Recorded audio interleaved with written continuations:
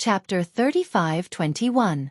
Gu Jinglian said casually, "Even if you spend a lot of effort to rebuild it, this explosion will definitely destroy the electromagnetic field here. In that case, this piece of land will be completely destroyed." Even though this was not a big deal to the rich and powerful hurricane, this was the only place in the entire world where the electromagnetic field was unique. Other than here, there is no other magnetic field station. Gong Fan narrowed his dark eyes slightly, and his body overflowed with hostility. The air seemed to freeze because of this, and it was suffocating. "How much explosives did you bury?" Gu Jinglian smiled leisurely. "It's enough to blow up an entire Atlanta island." "Impossible. The power of explosives alone would never produce such a strong explosive force." "It's impossible, but you seem to have neglected that other than explosives, there is abundant natural gas underground." A year ago, Gu Jinglian had already expected this. At that time, Hurricane had already set their eyes on this piece of land. After exploration, the rich natural gas and oil underground became the target of many capitalists. Therefore, he buried tons of explosives in advance. Explosives were not scary. What was scary was the natural gas. When it encountered explosives or open flames, there would be no life within a radius of hundreds of miles. In just a moment, the initiative of the situation had been overturned. Gu Jinglian had the absolute right to speak. In other words, it was either you don't covet this piece of land of mine, or you can openly snatch it or raze it to the ground. At worst, we'll die together. The Gu family would only lose a piece of land, but the Hurricane family would lose the only electromagnetic field station in the world. It had to be said that Gu Jinglian was very shrewd. He knew how to grasp the pros and cons. He hit the nail on the head and took the initiative from the passive side. When Gong Fan heard this, he was silent for a long time. Then, he suddenly curled his lips and let out a cold laugh. "Rumor has it that the head of the Gu family is young but ruthless. Today I have experienced it." Gong Fan paused, but his eyebrows were slightly furrowed. "However, it is said that you have a 7-year-old son named Gu Xianxia." Before he finished speaking, Gu Jinglian's face suddenly froze. "Other than that, you also have a wife named Chu Ho." However, Chu Ho's background was not as simple as the information stated. She should be the former Interpol's top anti-crime inspector. Who would have thought that she would be married to the capital's #1 heiress? How ironic. Gu Jinglian's eyes flashed with a cold light. Gong Fan observed his reaction seriously and immediately became interested. "What? You seem to care a lot about them?" Gu Jinglian did not say a word, but his eyes were cold and vigilant. "Gu Jinglian, I'm surprised that someone of your status would get married and have a child." Gu Jinglian remained silent. Rumor has it that the head of the Gu clan is heartless and cold. Gong Fan leaned slightly against the back of the chair and said lightly, "With your status, if you have a weakness, it will inevitably be a hindrance. Do you need me to get rid of them for you?" Gu Jinglian immediately said coldly, "How dare you?" Gong Fan said casually, "I'm just being kind. I don't want these 2 extra people to drag you down. With your status, if you have concerns, it means that you have a weakness. Such a weakness will definitely become a stumbling block for you." Chapter 35-22. After a pause, Gong Fan rested his chin on his hand lazily and enjoyed Gu Jinglian's livid expression. He said slowly, "Look, if I use your wife and son's lives to threaten you to sign this agreement, will you sign it or refuse to sign it?" His tone seemed calm, but it was full of threat. Gu Jinglian glared at him. His hands on the table gradually clenched into fists. He clenched his fists tightly and revealed his sharpness. Behind Gong Fan, the sound of a gun being loaded gradually came. If he dared to make any moves, he would definitely be shot to death on the spot. "You're threatening me." "That depends on whether you're willing to accept my threat." Even if he had to fight to the death, Gong Fan was determined to take down this experimental base station. The success of the Deva I plan depended on whether this piece of land could be successfully acquired. Therefore, to Gong Fan, this agreement was no ordinary agreement. Gu Jinglian suddenly let out a cold laugh. "Why should I believe you? If I sign this agreement, will you let my wife and son go?" Compared to the Gu family, the Hurricane Group's methods were even more ruthless and unscrupulous. So what if he signed this agreement? Since Gong Fan had investigated Gu Xianxia and Chu Ho's information and even knew their movements, he could pose a threat to them at any time. Let's not talk about the distant, but the near. Now, even if he signed the agreement, he might not be able to leave alive. Before this negotiation, Gu Jinglian and Gong Fan each had a chance of winning. They were very conceited that they could win this battle. However, they each miscalculated. Gong Fan did not expect that Gu Jinglian would bury so many explosives under this piece of land. And Gu Jinglian did not expect that in such a short period of time, Gong Fan had already investigated Chu Ho and Gu Cheng's identities and backgrounds. In the face of the powerful hurricane group, the Gu family's last bargaining chip was not very persuasive. Gu Jinglian slowly closed his eyes. It was lonely at the top. With his status, falling in love was tantamount to touching the door of death. Wandering in such a bloody storm, what one feared the most was having one's weakness grasped by others. This inch of weakness was enough to be fatal. Therefore, he had always maintained a distant relationship with women. Even though he had had women before, without exception, he had never fallen in love. He knew very well that if he were to fall in love with her, it would undoubtedly expose his Achilles heel. Despicable. Yes, I'm despicable. Gong Fan sneered. Could it be that this is the first time you've seen Hurricane's way of doing things? I've never claimed to be a gentleman. I'll do whatever it takes to achieve my goals. That's my style of doing things. His gaze fell on the agreement again and he said casually, "Sign it." Don't worry, I don't like to shoot from the back. If you sign him, I'll let you leave North Africa safely. Gu Jinglian was so angry that he laughed and gritted his teeth. Then how should I thank you? He took the agreement and held the pen in his hand. Looking at the column of the agreement, he said, "Permanently cede the ownership of 500 mu of land in Mufeilu." His eyes were almost overflowing with scarlet. What? I can't accept it. Gong Fan raised his eyebrows casually. Look, what an angry expression. But, I like it. Chapter 35-23. Lisa stood behind Gong Fan. Every word that came out of his mouth did not sound like something a person of flesh and blood would say. Even an emotionless killing machine like her felt a chill run down her spine when she heard these words. The bright and sunny Yu of the past seemed to have disappeared from this body forever. Now, the 9-year-old child in front of her, who was extremely mature, was more like a sick and paranoid devil. He used his admiring gaze to admire every loser who crawled at his feet. Ever since he became Gong Fan, his methods had become even more cold-blooded and emotionless. But for some reason, in the past, she despised Yu for being too soft-hearted. He always had that innocent and romantic look, pure and harmless. Instead, it made her feel that she was an out-and-out devil who killed people without batting an eyelid. But now, facing such a Gong Fan, she suddenly missed that bright smile. Every time she thought of it, she would feel warm. However, when she returned to reality, she knew very well that such a Yu would never come back to life. Lisa's face was filled with disappointment. After Gu Jinglian signed the agreement, when he pressed his thumbprint on the signature area, it meant that he had lost in this smokeless war. He had actually lost to this child. He was indignant, very indignant.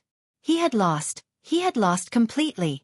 Ever since he became the head of the Gu family, no one had ever made him suffer a loss. He had always been a high-spirited man. However, under the influence of some unknown emotion, he actually signed this name as if he was possessed by gods and demons. He could have resisted signing it. But Gong Fan had used Gu Chengza and Chu Ho to threaten him. He could not ignore it. Perhaps, as he had said, he did not know when he had developed a concern in his heart. This concern had become his most fatal weakness at the same time. After Gu Jinglian signed the agreement, someone came over to take it away and handed it to Gong Fan for him to look through. Outside the window, the evening wind suddenly blew, and the hat on his head fell. The cloak and hat fell off his shoulders, revealing the youth's delicate and handsome face. On his fair face, his eyes were cold, and the indifference between his eyebrows seemed to be covered with a layer of ice. The moment Gu Jinglian saw his face, he was slightly stunned. This face was extremely familiar. Yun Tianyu. He still remembered that when Xianghu Financial Group held a press conference, Mu Yaja, who was already the chairman of Xianghu, had gathered more than 100 media reporters and announced Yun Tianyu's identity on the spot. Gu Jinglian also happened to see this news. In the camera, Yun Tianyu stood beside Mu Yaja with an obedient smile on his face. He looked like a well-mannered little gentleman. However, the two children's faces Yun Tianyu. Come. How troublesome. The mercenaries behind Gu Jinglian immediately stepped forward and fired. In an instant, smoke filled the air. The row of mercenaries behind him were all shot and fell into a pool of blood, their hearts beating out of them. Gong Xiaoying had ordered that anyone who had seen Gong Fan's face should not be allowed to live. Chapter 35-24. Seeing that none of his subordinates survived in less than half a minute, Gu Jinglian's face was filled with shock. Dark clouds and anger gathered between his brows. One of the mercenaries walked in front of Gu Jinglian and raised his wrist. The desert eagle in his hand was aimed at Gu Jinglian's temple. He turned his head to look at Gong Fan. As long as he gave the order, he would immediately pull the trigger. Master, how should we deal with this person? Gong Fan raised his eyes coldly and said expressionlessly, I said before, let him leave safely. When the mercenary heard this, he immediately put away the desert eagle and returned behind Gong Fan. Gong Fan said, Let's go. Gu Jinglian was extremely surprised. He actually let him go and let him leave? Gu Jinglian pursed his lips and looked at him with disdain. Don't play this trick. Don't tell me that if I turn around, someone will point a gun at me? Gong Fan said calmly, No one will shoot. Gu Jinglian was speechless. I will do what I say. This is also one of the principles of a capitalist. Gu Jinglian raised his eyebrows and suddenly stood up. He said word by word, You said it. After saying that, he suddenly turned around and walked towards the door. Behind him, one of the mercenaries saw that Gong Fan really let Gu Jinglian go. He gritted his teeth and reached for his waist belt. He gripped his gun tightly and suddenly pulled it out and loaded it. The cold muzzle of the gun was aimed straight at Gu Jinglian's back. His finger was on the trigger, ready to fire at any moment. Bang! A loud sound was heard. A gunshot exploded behind him. Gu Jinglian paused in his steps and looked sideways. From the corner of his eye, he saw that the mercenary who was waiting for an opportunity to sneak an attack had been shot and fell to the ground. He held his wrist that was shot and widened his eyes in disbelief as he looked at Gong Fan. Master, if you let the tiger return to the mountain, it will definitely become a threat in the future. Gong Fan leaned lazily against the back of the chair. His fingertips tapped on the table casually, and his expression was obviously a little impatient. I don't need you to teach me what to do. He's Gu Jinglian, and the Gu family is a big business. If he's allowed to leave North Africa, the consequences will be unimaginable. Shut up. Gong Fan said coldly, If you continue talking nonsense, you can go and die. The mercenary was so shocked that he shut his mouth, not daring to say anything else. Gu Jinglian left without looking back. Gong Fan slowly stood up, put on his hat, and walked towards the door. Lisa immediately followed. In the car, the two of them sat in silence. Lisa turned to look at the side of Gong Fan's face and clenched her fists tightly. When she thought of his cold words and actions at the negotiation table earlier, she hesitated for a moment. She suddenly tried to say a name. Xianxia. Gong Fan's expression did not change at all. He turned around and frowned slightly. It was obvious that he felt unfamiliar and puzzled by the name that came out of her mouth. What? Master, do you still remember this name? Xianxia. Gong Fan frowned and pondered for a moment. Then he asked coldly, Should I remember this name? Lisa was stunned. For a moment, she did not know how to respond. Gong Fan asked again, Who is she? She is. Lisa hesitated. When she saw that Gong Fan had really forgotten any memory of Xianxia, for some reason, her heart ached. Gong Fan said coldly, If it's a meaningless person, I naturally won't have any impression of her.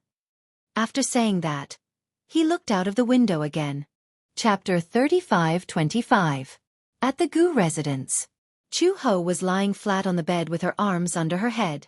She looked at the night sky outside the window, her thoughts in a mess. For some reason, her eyelids were twitching violently.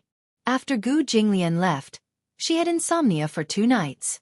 She would toss and turn in bed until the wee hours of the morning before she could fall asleep.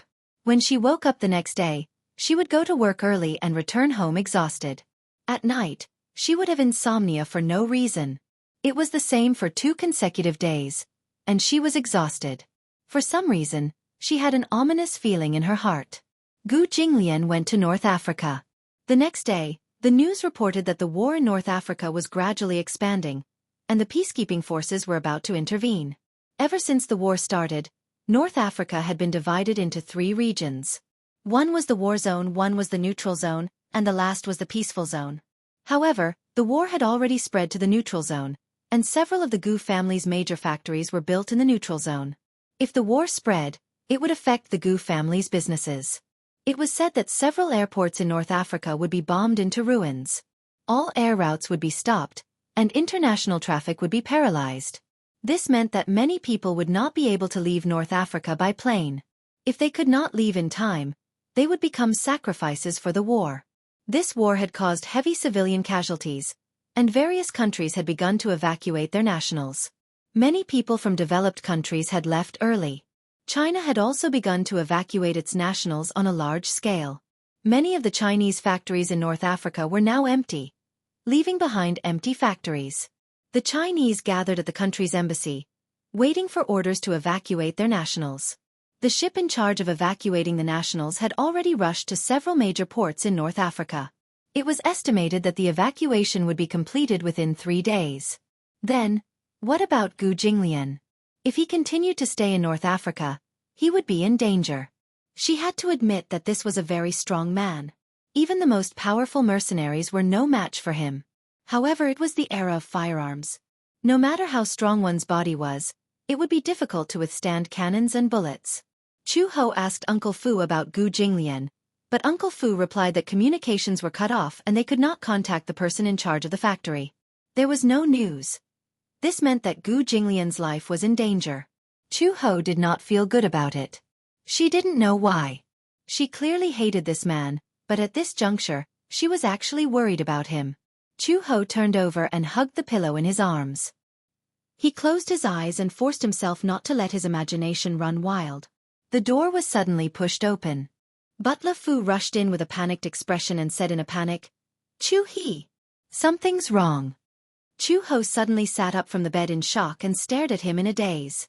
When he met Uncle Fu's panicked gaze, the uneasiness in his heart suddenly expanded to its maximum. "What? I've received news that the Gu family's business in North Africa has been taken over by hurricane. All the employees who stayed behind in the factory have been expelled. He even said that the mercenaries who followed Master are all gone." "It's gone?" "Yes." Uncle Fu nodded, his voice trembling. "I heard that Master signed an agreement. When the negotiation ended, the dozens of mercenaries he brought with him were all shot dead on the spot." Chu He was dumbfounded by his words.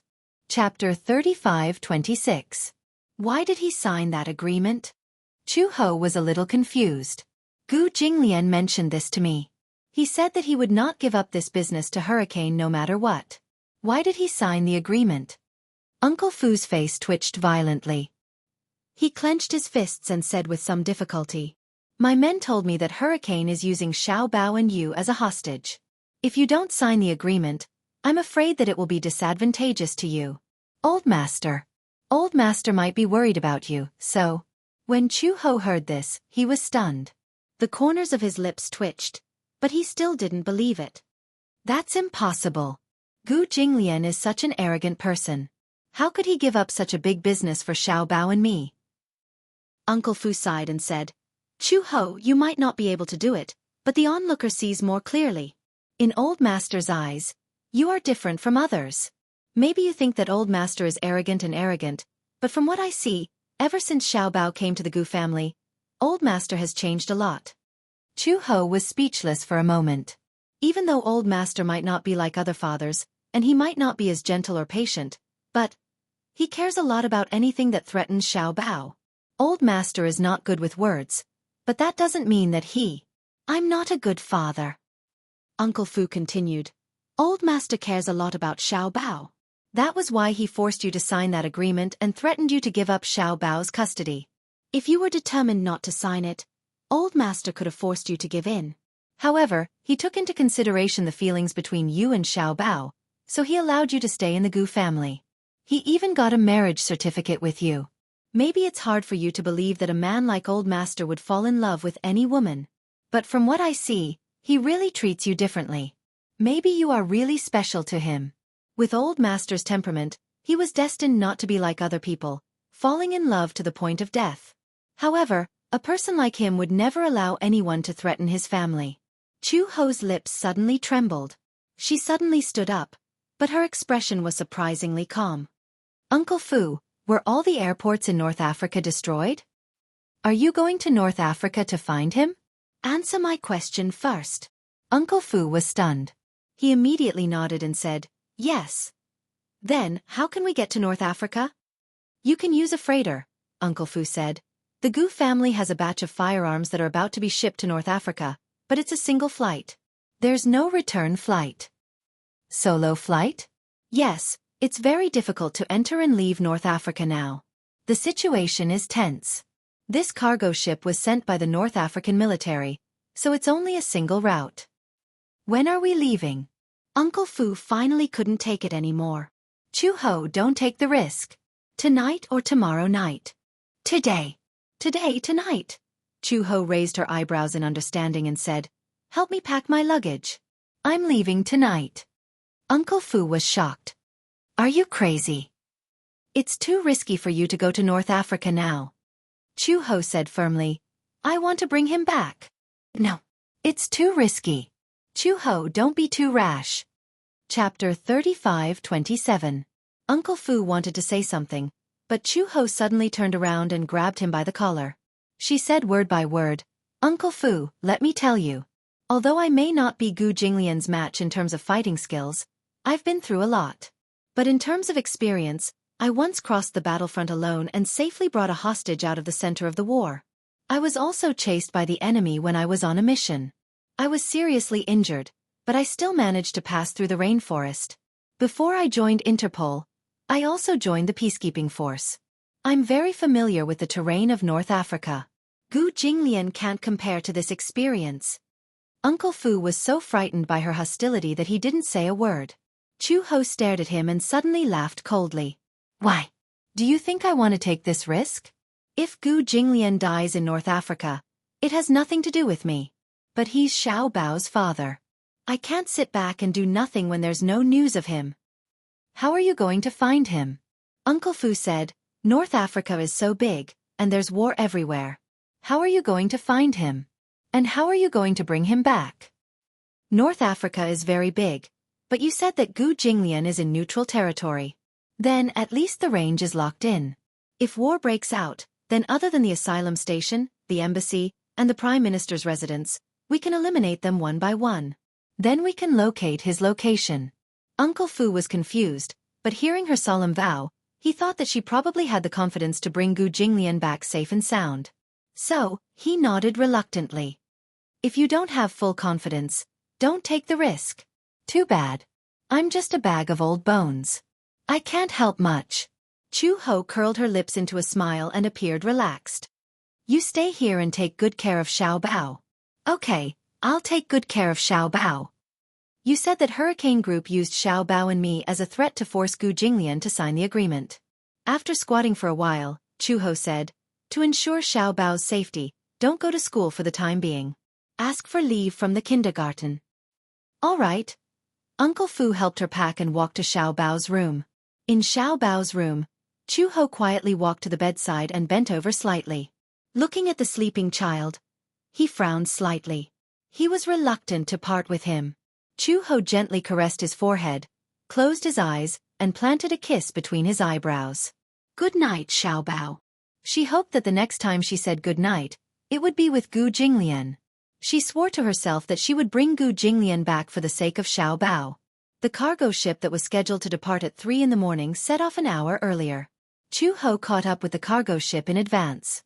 Carrying a huge battlefield bag, she boarded the ship to North Africa. This cargo ship would take about 4 days and 4 nights to reach North Africa. However, this was almost the fastest way of transportation at the moment. The route was disrupted. It was said that in the war, all the railway tracks were blown to pieces by the rebels. The airport, cargo, and all other transportation were in a state of paralysis. Even if it took 4 days and 4 nights, it was the most optimistic speed. If it was slow, it might not even reach the neutral zone in North Africa in a week. To reach the port, they still had to pass through the flames of war and advance into the neutral zone. Chapter 35-29. Chu Ho was confident because she was already familiar with the terrain of North Africa. Even if the entire area was bombed to ashes, she could still recognize it from memory. When she was still in the peacekeeping force, she had gone deep into the battlefield and was responsible for patrolling the neutral and peaceful areas. At that time, the flames of war had already begun. However, in the blink of an eye, many years had passed, and the war still showed no signs of stopping. Even though the ceasefire agreement was signed 3 years ago, it had only been a year since the ceasefire, and local wars were still reignited. Now, it had become an international war. She could not help but suspect that Hurricane Group was fanning the flames. Hurricane Group had the ability to control the situation. Although the ceasefire was due to the intervention of the Xi forces, the anti-government forces had never given up on the idea of starting a war. However, the various countries controlled the military and took drastic measures to prevent the flames of war from spreading. Hurricane Group sold weapons secretly at low prices to the military and started the war again. Because of the weapons blockade and the anti-war prohibition agreement, the sales of any weapons to North Africa were strictly prohibited. Hurricane Group sold weapons of mass destruction to the Jianghu army, and sold some to the anti-government forces at low prices. Just like that, the two sides started fighting again. Hurricane Group had always been on Interpol's top blacklist. Gong Xiaoying and Gong Jie had always been at the top of the blacklist. However, with Hurricane Group's great influence and stable position, Interpol did not even have the ability to interfere. Hurricane Group was too powerful, and had always been regarded as a thorn in the side of the various countries. However, no one could defeat it. The cargo ship sailed on the sea. Chu Ho stayed in the cabin. Outside the window, there were black men walking around. These were the Jianghu army, responsible for escorting weapons. Part of North Africa used to be civilian land, so the official language was English. Chu Ho's English was first class. However, it was a special period now, so it was better not to walk around the cabin so as to avoid causing trouble. The journey at sea was especially slow. Every day was very torturous. After a short period of adaptation, Chu Ho overcame many obstacles. At first, she was not used to it. In addition, the food on the ship was difficult to describe in words. It was either potatoes or bread. It was extremely disgusting. However, no matter how disgusting it was, she had to swallow it. 5 days later, the ship finally arrived safely at the port. The port was located in the peace zone. When she landed, she heard that parts of the neutral zone had already fallen. There were countless casualties, and many areas had been occupied by anti-government forces. Hence, most of the Jianghu army had already retreated from the neutral zone.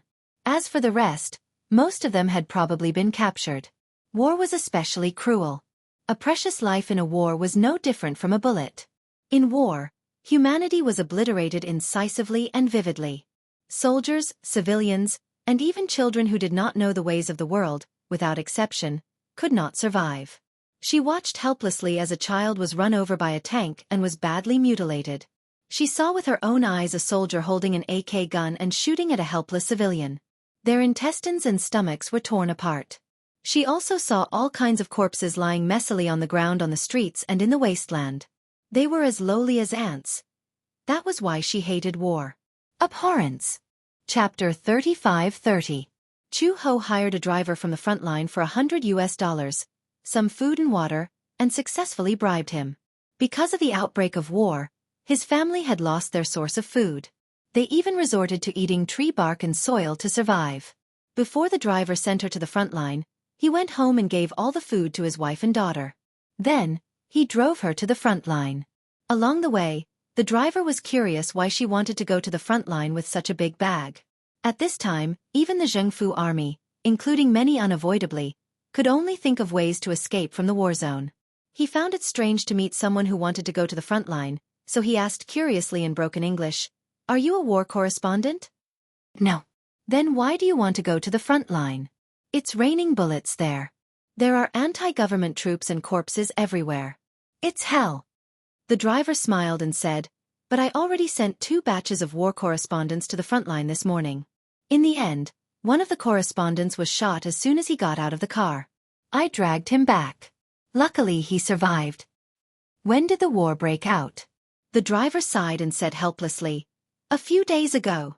Logically speaking, the neutral zone shouldn't have fallen. But because of the war between the two sides, the situation expanded. Coupled with the intervention of other countries, the neutral zone was about to fall. Now, has the neutral zone fallen? What about the personnel from the other countries? They've all evacuated. Do you know about the military factory in Worth? Worth? You're going to Worth? Yes. Worther has been shut down. All the factory workers have been dismissed. Many of the employees are locals. Those who can evacuate have already evacuated. Those who didn't manage to evacuate in time are trapped there. Chu Ho was speechless. She planned to go to Worth first, which was the Gu family's military factory. Then, she would follow the factory and search from other routes. Uncle Fu was also trying to contact Gu Jinglian. Although they had lost contact, they might be able to locate him. It started to rain heavily. From Tripoli to Sirte, it took more than 4 hours to drive along the coast. The road was muddy and overgrown with weeds. It was very difficult to walk. In the evening, the heavy rain made the road even more bumpy. In addition, there were no streetlights, so it was pitch black ahead. One of the car's high-beam headlights was also broken, so it was difficult to illuminate the road ahead. The chauffeur suggested, "Why don't we make do for the night and leave when the sun rises?" "Are you tired?" "I'm not tired. At night, you won't be able to see the road ahead clearly. You might encounter an ambush. It's very dangerous." Chu Ho nodded in tacit agreement. On the way, they came across a run-down hotel. Chu Ho carried his bag and entered the hotel with the driver. When the owner saw the door being pushed open, he instinctively hid behind the counter, trembling in fear. In the past few days, there had been no end to the war. Many soldiers had come to rob the place. Because of this, everyone was on high alert. The driver quickly said, "We're not soldiers. They're civilians." The owner heaved a sigh of relief and said, "The hotel is closed. We have to pack up and leave tomorrow morning. This place is full of anti-government troops. How dare you come here?" Chapter 35-31. When the boss saw the money, he nodded and gave them the keys.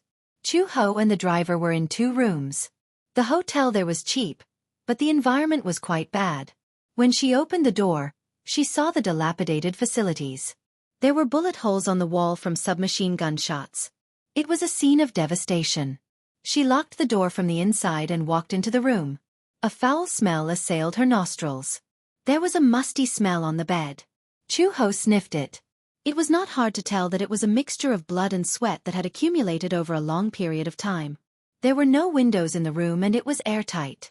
Hence, the musty smell was very strong. The bathroom was dirty and messy. However, it was better than sleeping outside. Chu Ho threw her bag on the bed and leaned against it. She hugged her chest and closed her eyes. In the middle of the night, there was a sudden movement at the door. She was always alert and immediately noticed the strange movements at the door. The lights were on in the room. She opened one eye gently and saw that the door was pushed open. 2 heads were moving around outside the door as if they were checking out the situation in the room. Chu Ho did not make a sound and pretended to be asleep. When the 2 people saw that she was asleep, they crept into the room quietly. When the 2 of them were exposed to the light, Chu Ho recognized them immediately. They were the driver and the boss. The 2 of them were communicating in the local dialect in a low voice. They knew that Chu Ho could understand English, so they communicated in the local dialect. However, they probably did not expect that Chu Ho, who often traveled in and out of North Africa, had a rough grasp of the local language. "This woman seems to be very rich. Do you see that bag?" It was the driver's voice. "I see a lot of food, water, and a lot of cash in the bag. How much is there?" "There must be tens of thousands of US dollars. "Oh my God," the boss gasped. "That's a big piece of meat." Chu Ho suddenly understood that the driver and the boss knew each other. Perhaps they were in cahoots. She went through the whole process. When they arrived, the driver took the initiative to ask to stay at a hotel for the night. As luck would have it, he ended up in this hotel. Many civilians in North Africa were very poor. Because of the war, they did not have fresh food reserves. Therefore, violent incidents of robbing Chinese shops were endless. The driver probably saw that she had money and a lot of food on her, so he had evil intentions. Chu Ho remained motionless. They did not realize that she was actually awake and thought that she was sleeping soundly. Therefore, they crept closer to the bed and saw that she was using her bag as a pillow. If he wanted to take her bag, he would definitely wake her up. The two of them exchanged glances.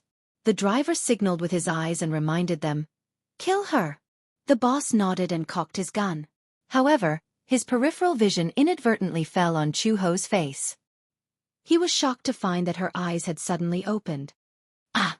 Before he could let out a coherent cry of surprise, Chu-Ho suddenly jumped up from the bed and clamped his legs around his neck. With a scissor kick, he flipped him onto the ground. When the driver saw this, he reached out to snatch her bag. Chu-Ho sensed the movement behind her. She glanced at him coldly from the corner of her eye and gave him a roundhouse kick. The swift and fierce kick sent him to the ground. Chapter 35-32. The boss quickly picked up the gun and loaded it. He aimed the muzzle at her back and was about to pull the trigger. However, just as she pulled the trigger, Chu-He had already heard the sound of a gun being loaded behind her. With a sudden somersault, she dodged the bullet before he could shoot. Before the person could react, she bounced up from the ground, jumped over the big bed, and kicked her wrist, sending the gun flying away. With a backhand, Chu-He locked his arms behind his back. Looking around, she could not find any cloth strips, so she simply broke his wrist bones with two cracking sounds. The boss cried out in pain and wailed. The pain of having his bones dislocated caused his body to twitch violently. Chu-Ho ignored his screams. She reached out to grab his jaw and dislocated it. She threw him aside and walked toward the driver. A minute later, the driver's joints were also dislocated and he was thrown beside the boss. Chu-Ho walked in front of the two men and gently rubbed her wrists. She said coldly, "Who are you? Why did you attack me?" We. Robbery?" Chu-Ho narrowed her eyes dangerously. "Don't tell me you want to destroy the evidence?" The two of them were so frightened by her terrifying gaze that they immediately fell silent, not daring to say another word. Chu-Ho couldn't be bothered with them. She squatted down. However, this action scared the driver so much that he screamed. It was as if he was worried that she would kill them at any moment. "Don't worry, I won't kill you." Chu-Ho fumbled for the car keys from the driver's body. Then she stood up, picked up her combat bag, and turned to leave. The two men were left looking at each other with cold sweat all over their bodies. Chu-Ho walked out of the hotel and parked the car at the entrance. In the rain, she could vaguely see the flames in the distance. That was probably the neutral zone that had fallen. She turned on the compass and got into the car. She threw her bag on the front passenger seat and got into the driver's seat. She started the car and drove slowly in the direction of the flames. In the rain, the air was humid. Chu-Ho took out a bottle of water from his bag and drank it in one gulp. He opened the window and casually threw the empty bottle out. At night, coupled with the heavy rain, visibility was very low, so she drove very slowly. They were surrounded by low hills and sparse weeds, but there was not a single person in sight. Along the way, she encountered one or two corpses lying in the middle of the road. For safety reasons, she was not sure if there was a ditch or a landslide on the side of the road. Therefore, for safety reasons, she did not go around the corpses and directly ran over them. After driving for tens of kilometers, they saw a checkpoint. There were many vehicles parked at the checkpoint, as well as a very large oil tanker. They could vaguely see a few livestock. Because of the outbreak of war, many gas stations were destroyed. Therefore, the checkpoint became an important supply station. The oil price here was very cheap because the oil resources were very rich. A liter of oil that cost 6 yuan in China only cost 60 yuan here. Even a few loaves of bread could be exchanged for a tank of oil. Oil was cheap here, but food, fruits and fresh water were extremely expensive. Especially at a time like this, an apple was priceless. Chapter 35-33. The car drove all the way to the neutral zone. There were a total of 5 countries in North Africa. However, the neutral zone in the center was Bilibid. It was also the most prosperous area in North Africa. This place was away from the Sahara Desert and was the golden zone of North Africa. Therefore, it relied on oil and many mineral resources and was very developed. Throughout history, North Africa had always been protected by famine and plague. At the same time, there was also invasion and smoke. The car finally arrived at the border of Bilibid. After passing a few checkpoints, they were all passed by using food and US dollars. When they entered Bilibid, the intensity of the war was even more visible. The originally bustling street was now quiet and empty. On the side of the street, there were messy piles of items and corpses. Just more than 10 hours ago, the war had affected the central area. On the road, her car was stopped many times. Once, it was directly stopped by the rebel army. Chu Ho saw that they had tanks and missiles, so she obediently stopped and allowed them to check. Chu Ho got out of the car and first showed her China passport. Now that the country was strong with this passport, it became a foolproof pass. As long as she showed her passport, she would not be troubled. Then, Chu Ho stepped aside and let them check the car.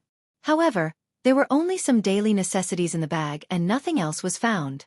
When she entered the territory, she threw away the pistol in advance because she knew that if she encountered the rebel army, they would stop the car and search it. If they found the pistol, it would be disadvantageous to her. As for the food and cash, Chu Ho would not let them search, so she hid them in other corners of the car in advance. Perhaps it was because of racial advantage. Most of the people in Bilibid were black. With the suppression of intelligence, they were obviously very stupid. Therefore they did not find any food, so they let her go. It was not that Chu Ho looked down on them. The intelligence of these soldiers could make her cry.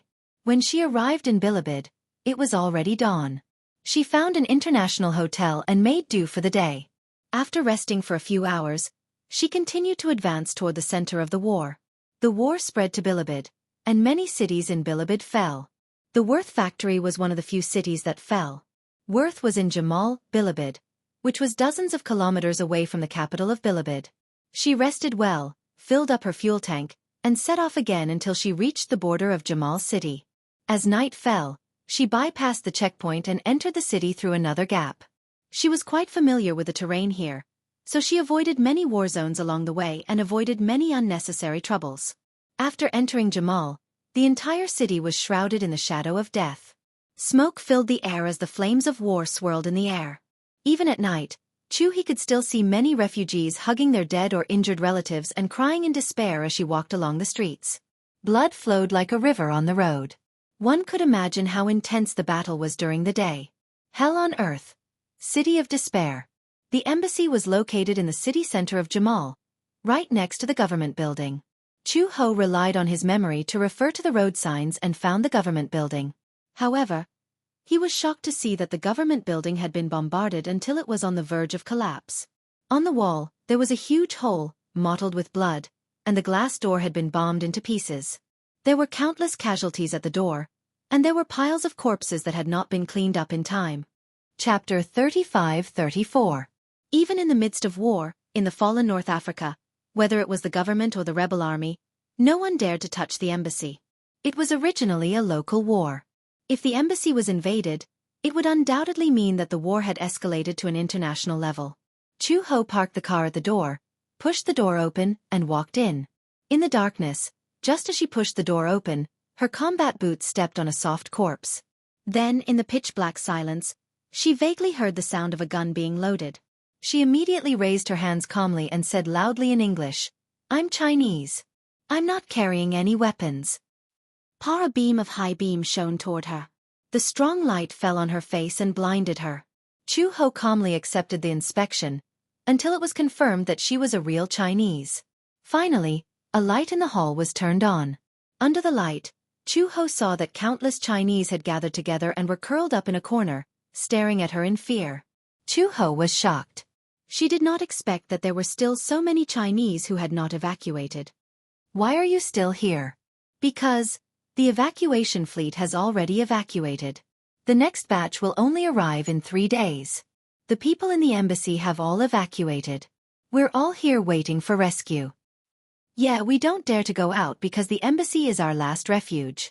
If we go out, those bullets have no eyes. It's very dangerous." It turned out that there were still many Chinese factory employees who did not manage to evacuate in time. Therefore, many people rushed into the embassy. Amidst the flames of war, the current embassy was like a refuge, as well as the last protective harbor. Although those people did not dare to invade the embassy, there were often some crazy rebels who did not care about the identity of the Chinese.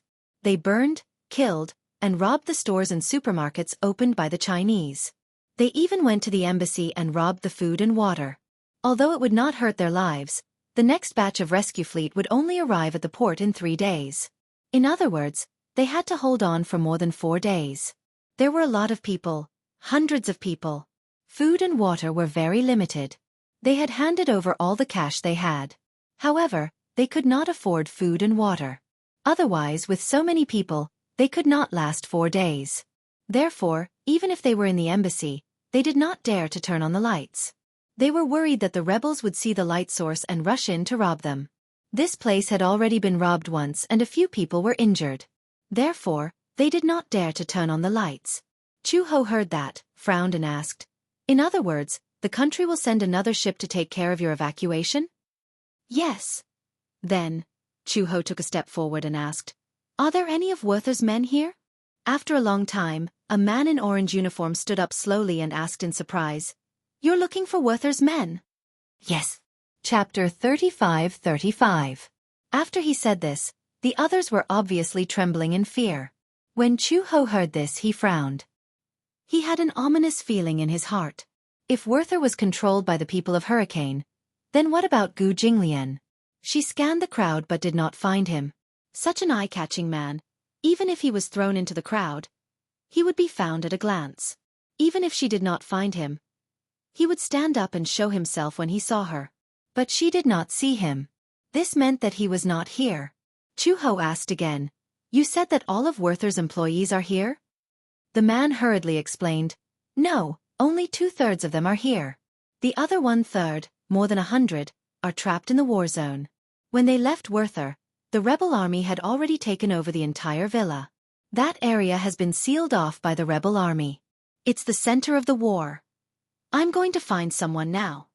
Chu Ho said again, "His name is Gu Jinglian. Where is he now? Is he also trapped in the war zone?" Everyone was shocked and looked at each other. The man asked in surprise, "Gu Jinglian, isn't that our boss?" "Yes, CEO Gu, why are you looking for our boss?" Chu Ho said, "He's my husband. I heard that North Africa has fallen, so I came here to look for him."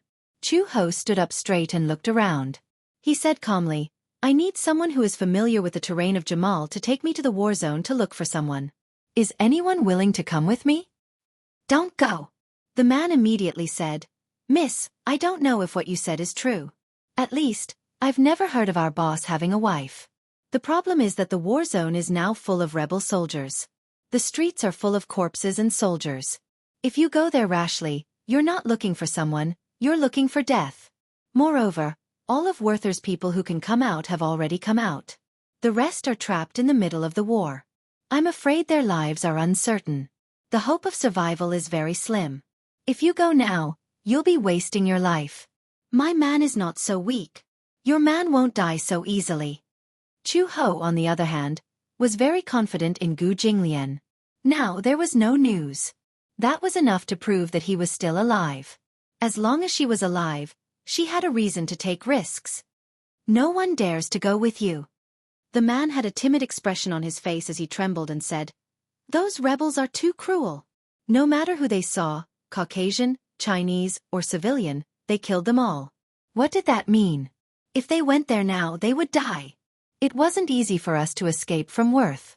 We won't risk our lives again. He did not force him to make his stance clear and resolute. After all, being afraid of death seemed to be a human instinct. After experiencing despair, the desire to survive grew stronger. "All right, I'll go by myself." Chu Ho had just turned around when a young man's calm voice came from behind him. "I'll go with you." Chapter 35:36. He spoke fluent Chinese and walked up to her. "I grew up in Jamal, so I'm very familiar with the place. I'll go with you." Chu Ho was a little surprised. She looked behind him and asked, "Where are your parents?" He said that he wanted to go. Perhaps he was naive, but wouldn't his parents stop him? The young man's eyes darkened, and his voice weakened. "My parents are already dead." Chu Ho was stunned. The young man pursed his lips, but he didn't cry. He gritted his teeth and said, "They were killed by the rebels." Chu Ho smiled. "Aren't you afraid?" The young man shook his head and said firmly, "I'm not afraid. Anyway, my father is gone, my mother is gone, and my sister." He gritted his teeth and closed his eyes. They're gone too. I'm alone. There's nothing to be afraid of. Chu Ho seemed to see herself when she was young. In the war, her family was destroyed, and her heart was filled with hatred and helplessness. She smiled and held out her hand to him. You're so brave. Okay, come with me, but I'll protect you. The young man nodded, held her hand, and followed her out of the embassy, leaving the crowd looking at each other. When Chu Ho left the embassy, she was very cautious. She looked around and made sure that there was no one around before she opened the car door and told the young man to get in and fasten his seatbelt. She quickly got into the car, started the car, and drove in the direction of Werther. There's no one in Werther now. My father is a worker in Weyert. A few days ago, Weyert was occupied by a large group of armed men. According to the other uncles, they're from the Hurricane Group, not the rebel army. However, they seem to be very powerful. So many Chinese factories were smashed and robbed by the rebel army, but Weyert was the only one left unscathed. Hurricane. Chu Ho narrowed her eyes. Uncle Fu said that Hurricane Group used her and Xiao Bao to threaten Gu Jinglian to sign the agreement. He had to give up Werther and that piece of land. The losses were heavy. She still couldn't figure out why Gu Jinglian did that. Was it because of her? Was he protecting her? Thinking of this possibility, Chu Ho suddenly laughed at himself. How could this be? This man had always been arrogant and self-righteous. How could he give up such a huge benefit just to protect her? The young man continued, It's very dangerous to drive to Werther now. However, from what I know, there are many China factories in the war zone. Those factories are all state-owned enterprises, so the rebels don't dare to touch them. Some people might be hiding there. Where do we go? The young man pointed at the road sign in front of them. Go to that junction and head south. You are really familiar with the terrain. The young man nodded. I grew up here. Then how do you speak Chinese so well? That's because my parents are both from China, and I'm also from China. Of course, I have to speak Chinese, but I also know a little English. If my parents were still alive, with our passports, we would be able to catch up with the first batch of evacuation ships. At this point, the youth fell silent again. She probably thought of something sad again. His parents were shot to death because they were trying to protect him. Those damned rebels. They deserve to die for being so cruel and merciless. Chu Ho patted her head and smiled. Don't be sad. It's all in the past. Chapter 35-37. By the way, what's your name? My name is Lin Shi. Lin Shi. That's a nice name. When they reached the intersection, Lin Shi suddenly said, Let's take the small path. I know a shortcut. Needless to say, Chu Ho did not dare to drive the car on the main street. She knew that there must be a lot of troops stationed there. Therefore, she followed Lin Shi's directions and drove to the small path. The so-called small path was extremely bumpy and difficult to walk on. The small path in the forest was a muddy path cultivated by the local people. It was not the road paved with cement. With this opening, it was dawn again. Chu Ho did not dare to rest. Although it was dangerous to drive when tired, this was the wild forest. There were wild beasts everywhere. Jackals, lions, cheetahs. It was very dangerous. She drove all the way to the factory that Lin Shi had pointed out. After getting out of the car, she looked around and confirmed that there was no danger before letting Lin Shi get out of the car. At the entrance of the factory, there was no one. There was no sign of life at all. Chu Ho took out the pistol from her waist belt and loaded it. She looked around vigilantly. Her left hand held Lin Shi's hand tightly until they walked into the factory. She pushed the door open. Under the moonlight, it was full of dust. Lin Shi waved his hand and coughed a few times. Chu Ho quickly covered his mouth and shushed him. Don't make a sound. Lin Shi nodded and obediently shut his mouth. He did not make a sound. Chu Ho pushed the door open and walked in. She took out the night vision goggles from her bag and put them on. With this, she could clearly see the terrain even in the dark. Suddenly, two figures appeared in her line of sight. They were hiding behind the wall. They were local black people with guns in their hands. Although they were black, it was difficult to recognize them in the dark. However, Chu Ho's night vision goggles had thermal imaging. Therefore, she saw them at a glance. She immediately stopped in her tracks and said in the local language, We are not rebels. The black people did not expect her to notice them. They looked at each other but were still vigilant. They tightened their grip on the guns in their hands. Chu Ho did not move forward. Instead, she took half a step back and put away her pistol. She slowly raised her hands to show her sincerity. "Don't worry. You are very safe. I won't hurt you." Only then did the few black civilians let down their guard and turn on a lamp. Under the light, Chu-hee was surprised to find that all the factory employees and civilians who had run over to hide were hiding on the second floor. They looked down nervously. When they saw that it was a woman and a child who came without any armed forces, they let down their guard. "Who are you?" "My husband is." Chu-hee asked again. "Are there any Weirds?" "Yes. CEO." The man became even more suspicious. "Why haven't I heard that President Gu has a wife? We just got married not long ago." Chu Ho saw that he did not believe her, so she provided a few more private information about the Gu family and the Gu Corporation. Finally, the man believed her, but he looked very guilty. Chapter 35-38. It turned out that after Hurricane took over Wei-ert, all the higher-ups of Wei-ert wanted to cover Gu Jinglian's escape as soon as possible. Unfortunately, they were ambushed by the rebel army and had no choice but to split up. After that, there was no news of Gu Jinglian. When Chu Ho heard this, he frowned. "When we split up, how many people did Gu Jinglian have?" "About 30 people. 5 of them were mercenaries. They were very strong. That means someone is protecting him." "Yes." "Then from what you can see, where could he be now?" The man was suddenly in a dilemma.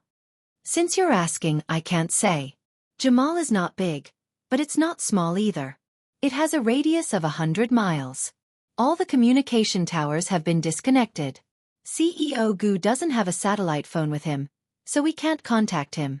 But I'm guessing that they won't be too far away.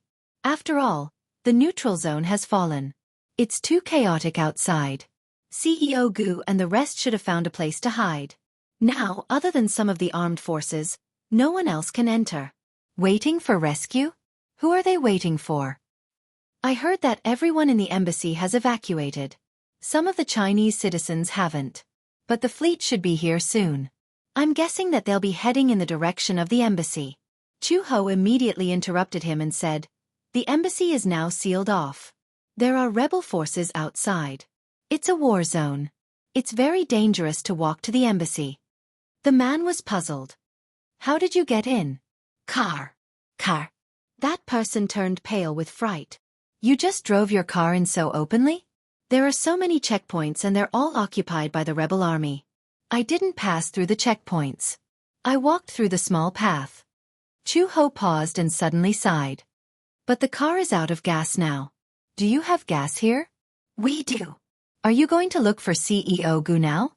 The man said with a headache, "You can't do it during the day. At night, the war zone stops. During the day, it's chaotic outside. It's too dangerous. Why don't you stay here and rest for the night? When night falls, you can go out and look for him. It's not too late." Chu Ho nodded. "I know." She lowered her head and said to Lin Shi, "Let's rest here for the night." "Yes." Chu Ho and Lin Shi went to the second floor and found a corner. There was no bed, only a mat, and they lay down. At this time, the weather was already a little cold. Just lying on the mat without any shelter, it was inevitable that it would be a bit cold. Lin Shi curled up in a corner, shivering from the cold. Suddenly, a coat covered his body. Lin Shi turned his head and saw that Chu Ho had taken off his thick coat and covered him with it. She only had a combat vest on her body, which was very thin. Lin Shi's heart warmed. He was a little touched, but he asked uneasily, "Aren't you cold?" "It's not cold. I'm used to it." She had experienced even more difficult environments. Compared to the time when she had to walk in the humid rainforest, this environment paled in comparison. She lay down, but from the corner of her eye, she saw Lin Shi move closer to her. He covered her with his clothes and hugged her tightly. Chapter 35-39. Chu Ho also closed her eyes. Perhaps she was too tired from rushing through the night and the high intensity of her mental strength, so she fell asleep immediately. He actually fell into a deep sleep. When she woke up again, she was called by Lin Shi. Chu Ho opened her eyes and saw the black muzzle of a gun. The hole in the distance was emitting cold air. Almost instinctively, she grabbed the gun at her waist. However, the next second, a bayonet was right in front of her. She recognized the gun. It was an AK-47 equipped with a sharp triangular bayonet. The body of the bayonet was ridged. It was a three-sided bayonet with 3 blood grooves. This meant that when the bayonet pierced into the human body, it would rapidly increase the bleeding through the blood grooves on the 3 sides. The muscles would contract and be unable to adhere to the surface of the bayonet. The wound would appear as a square hole and would not be able to stop the bleeding and heal. This meant that such a wound could not be treated immediately. If there was too much bleeding, it would be fatal. Moreover, in such an environment, once the bayonet pierced through, it would be fatal. Chu Ho looked at the gun and saw that the person holding the gun was a black man wearing tattered clothes but a red headscarf. She immediately recognized that this was the rebel army. The bayonet was only an inch away from her glabella. Even if he did not make a move, she would be stabbed in the glabella if she moved slightly. Chu Ho quickly calmed down. From the corner of her eye, she saw Lin Shi kneeling on the ground with his head in his hands. Looking from afar downstairs, a large group of black men with red headscarves were standing in the middle of the field with guns in their hands. Rows of civilians were kneeling on the ground with their heads in their hands, trembling. Chu Ho suddenly realized that this place had been invaded by the rebel army. She let go of the pistol and raised her hands, indicating that she should give up resisting. Another black man walked over and took the gun from her waist. Then, he grabbed her collar and threw her to the middle of the field. In just a short time, she had a preliminary understanding of the current situation. Yesterday at the bottom of the road, the path she had taken to get here was all muddy. The car left deep tire marks along the way. These marks probably attracted the rebel army's attention. They followed the traces and followed all the way here, exposing this shelter. Chu Ho was dragged all the way downstairs. Everyone glared at her angrily. Her arrival had also attracted the rebel army. They originally had a chance to hide in the rescue team, but now, this place was exposed by her, implicating so many people. Chu Ho was thrown into the middle of the field. He questioned, "Whose car is this?" She remained silent. The car was locked, so these people smashed the car window and found her combat bag. They found a lot of things and found the documents in the bag. So, they suspected that the owner of the car was a spy from the government who came to investigate. Chu Ho did not say anything. She couldn't admit it. Moreover, there was a lot of cash, food, and fresh water in the car. If she admitted it, they would definitely take away her car keys, open the car, and rob all the food inside. The rebel soldiers saw that the entire place was silent. They searched the crowd and suddenly walked into the crowd and pulled Lin Shi out. He was the youngest child present. The soldier directly flipped over an oil barrel from the side, opened the cap, and directly poured the oil all over him. Chapter 35-40. Lin Shi hugged his body tightly, but he did not beg for mercy. He knelt on the ground and looked up. His eyes were filled with hatred as he stared at the soldiers. He knew that the car belonged to Chu Ho, but he did not say anything. The soldier lit a match and waved it. He threatened, "I'll ask again. Whose car is this?" Everyone was so nervous that they could not say a coherent sentence. However, many of them glanced at Chu Ho as if they were signaling something to the soldiers. At this critical juncture, they naturally wanted to save their own lives. The lives of others were not important. The soldiers looked at Chu Ho suspiciously. When Chu Ho saw this, he could no longer remain silent. He suddenly said, "This is my car. It has nothing to do with this child." Lin Shi looked at him in surprise. He was deeply moved. "Hand over the car keys." Chu Ho took a deep breath. He calmly took out the keys from his trouser pocket and threw them to them. When the soldier saw this, he sneered and threw the lit match at Lin Shi. At this moment, his body was covered in gasoline. If the match landed beside him, he would definitely die. Lin Shi closed his eyes in despair. Chu Ho reacted quickly and leaped toward Lin Shi. At the same time, seeing that she had suddenly stood up, the vigilant soldier raised his gun and pulled the trigger. The bullet pierced through the air and brushed past her waist. It passed through the bullets and hit a man behind Chu Ho, piercing his thigh. He cried out in pain and hugged his thigh as he twitched. There was no fire as expected. Lin Shi opened her eyes in disbelief, only to see Chu He pouncing on her. In her palm, She caught the matchstick tightly and snapped it into two. The skin on her palm was scalded, and it was a shocking red. Chu Ho pulled him into his arms and said solemnly, "I promised you that I would protect you. I have to keep my word." Lin Shi's eyes flickered and tears flowed out. A few soldiers raised their guns and aimed at Chu Ho. Chu Ho turned around and shielded Lin Shi behind him. He said word by word, "There's cash and food in the car. I hid them in a place. Use these to exchange for this child's life. Take us there. If you let this child go, I'll tell you." The soldiers looked at each other before putting away their guns. Chu Ho immediately said to Lin Shi, "Quickly find a place to hide." Lin Shi shook his head and said firmly, "I want to be with you." "Be good, I'm fine. Find a place to hide, okay? No matter what happens, don't come out." Lin Shi wavered a little. Gritting his teeth, he stood up and walked a few steps. Seeing that the soldiers seemed to have tacitly agreed to let him go, he ran into the warehouse, found a secret room and hid himself. Chu Ho stood up and covered his wound. He followed the soldiers out of the factory and to the parking lot. "Where are the money and things?" Chu Ho pretended to be in pain and said with difficulty, "It's in the secret compartment of the armrest. Take it out." "I'm injured," Chu Ho said with difficulty. "I don't have any strength. Be honest." Two soldiers opened the car door and went into the car to rummage through it. Chu Ho narrowed his eyes and looked around. There were a total of 4 soldiers here. 2 of them went into the car to look for things.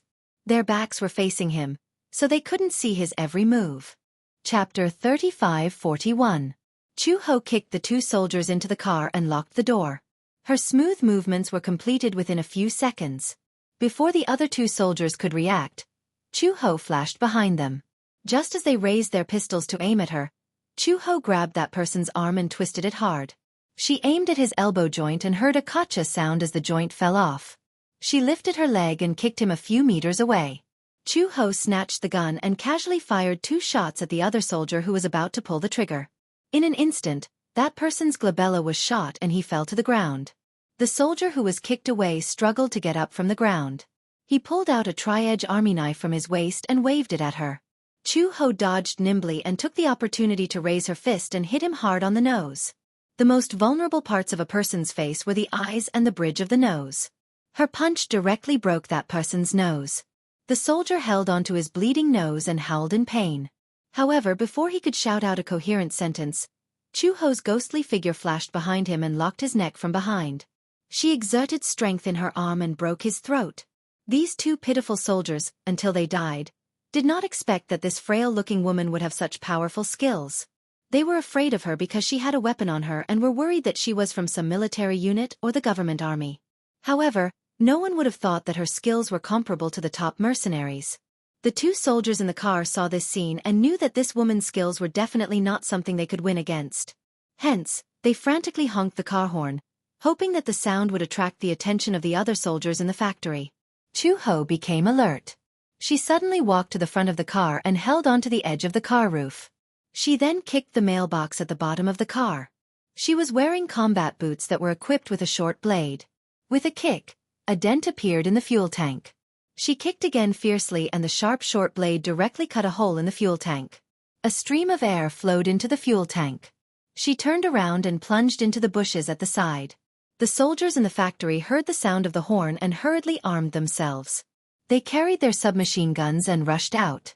However, when they walked out of the door, they saw that there was no one around. It was dead silent. They glanced at the car and saw 2 corpses lying beside it. The leader took a look and his expression turned cold. He walked over and grabbed one of the corpses by the collar to check his breathing. He was already dead. What happened? Where was that woman? The 2 soldiers in the car kept hitting the window. The leader walked over, bent his arm and broke the window with his elbow. The 2 soldiers tried to climb out of the car window. However, the leader immediately signaled them to keep quiet. He could vaguely hear the sound of dripping. It was especially clear in this quiet night. The leader looked around and suddenly realized that the sound was coming from the bottom. He squatted down and was surprised to see that there was a pool of oil on the floor of the room, giving off a pungent smell of petrol. There was a hole in the fuel tank and petrol was leaking all over the floor. Chapter 35:42. Before he could make a run for it, He narrowed her eyes and pulled the trigger from the bushes. Bang! A bullet whizzed through the air. Boom! The bullet accurately hit the fuel tank. The fuel tank was already on the verge of exploding when it came into contact with the oxygen. With the ignition of the gasoline and the sparks from the bullet, a strong explosion occurred in an instant. The entire vehicle exploded, and the flames soared into the sky. The powerful shockwave was like an avalanche, sweeping everyone to the ground. A row of soldiers who couldn't dodge in time were instantly swallowed up by the flames. The flames almost lit up half the night sky. The violent explosion was deafening. Chu Ho was also pushed to the ground by the blast. She crawled on the ground until the blast subsided. Then she got up and slowly walked out of the bushes. She glanced at the volcanic sea of fire and turned to walk back to the factory. One of them was pushed to the side by the blast and vomited blood. In his blurry vision, he struggled to support his body, raised his hand, and shot at her abdomen. Chu Ho felt as if her abdomen had been hit by something. Immediately after, she felt a burning pain and a terrifying wound appeared on her abdomen. She clutched her bleeding abdomen and staggered. She knelt on the ground on one knee. When she turned around, she saw the soldier fall to the ground heavily and take his last breath. She struggled to stand. At first, she did not feel anything when she was shot. However, after taking a step, she could not stand anymore. She swayed and fell to the ground. The pain was so intense that she broke out in a cold sweat. Chu Ho struggled to support her body. She immediately tore the vest on her body and pressed on the wound to squeeze out the blood clots. The dagger was tied to the back of her waist. The bullet accurately pierced through the dagger and embedded itself in her skin. Fortunately, the dagger blocked the bullet and did not penetrate too deeply. However, the pain was that the dagger was penetrated. The metal skin stuck to the wound, and the pain was heart-wrenching. Chu Ho crawled to the side of the tree with great difficulty and knelt on the ground. Biting his collar tightly, he tied the cloth around his wound and pulled out the dagger. After disinfecting it with fire, he endured the pain and made a cross on the wound. Then, he pulled out the bullet with his bare hands. The excruciating pain caused her to break out in a cold sweat. She closed her eyes, disinfected the wound, and bandaged it. She took out some cotton wool from her trousers and roughly bandaged the wound. It hurt. It hurt so much that he was confused. She held onto the tree trunk and stood up. However, she only felt the world before her eyes turned dark. Her entire back seemed to have lost all feeling. It was numb, and only pain was constantly transmitted to her. Chu Ho could no longer stand steadily and fainted. Before she closed her eyes, she vaguely saw a few black soldiers running towards her. They were holding their guns and staring at her. When she woke up again, she was splashed with a basin of salt water. The salt water flowed directly into her wound, and she woke up in pain. Hiss! Chu Ho opened her eyes abruptly. The salt water flowed into her eyes, and it was bitter and painful. Immediately after, her wrists were tightly bound and her toes were off the ground. These reminded her that she was hanging from a tree branch. A few black soldiers pointed their guns at her. One of them, who was holding a red headscarf, pointed at her and asked in the local language, "Who are you? Did you kill these brothers?" Chapter 35-43. When the man saw this, he was so angry that he kicked her. Chu Ho's body slammed into a thick tree trunk. She was in so much pain that she couldn't scream. "Speak!" Chu Ho sneered and said contemptuously, "I'm not from the government." The leader didn't believe her at all. He was certain that Chu Ho was a mercenary sent by the government or an intelligence agent from some organization. It was because of this that Chu Ho didn't bother to explain. Anyway, even if she said she wasn't and revealed her identity, they might not believe her. Chu Ho heard someone ask, "Captain, how should we deal with this person?" In her daze, she only heard the leader say, "Behead her as an example to the public." Beheading was the most common method used by terrorists. Perhaps the people who lived in peaceful countries couldn't understand this method. The so-called beheading mentioned by these rebels was to tie the person's hands and feet and make them kneel on the ground. Then, they would use a very blunt butcher's knife to cut the throat bit by bit. Rather than beheading, it was more like cutting the throat. As the victim wouldn't die immediately, he would be able to see clearly how his throat was cut. Hence, this method of death was especially painful. Hence, the blade was very blunt. It was to make the victim suffer as much pain as possible to promote martial arts. When Chu Ho heard this, She didn't show much fear on her face. She was pushed to the ground. A soldier grabbed her hair and forced her to kneel on the ground. Then, he took out a small rusty knife from behind him and slowly pressed it against her neck. Chu-ho could feel the cold blade against her skin. She slowly closed her eyes. However, the expected pain didn't come. Vaguely, she felt the hand that was grabbing her loosening its grip, and the knife fell to the ground. Immediately after, hot scarlet blood fell onto her shoulder and soaked her clothes. Chu-he woke up at once and looked up in surprise, only to be met with a lifeless face. The soldier's eyes were wide open. He was attacked from behind. A sharp triangular military knife almost pierced his heart. He fell weakly on top of her. Chu-ho couldn't bear it anymore and fell to the ground. Bang, bang, bang. She immediately recognized that it was the sound of a gun. The barrel of the cloud shot gun was very thick, and the diameter of the muzzle was at most 20 millimeters. It had a lot of firepower and was very wide. It was a weapon with terrifying explosive power in close combat. If a bullet were to hit a human body, the wound would explode and expand, resulting in a one-hit kill. If the gun was fired at close range, the bullet could directly send a person flying. Chu-ho fell to the ground.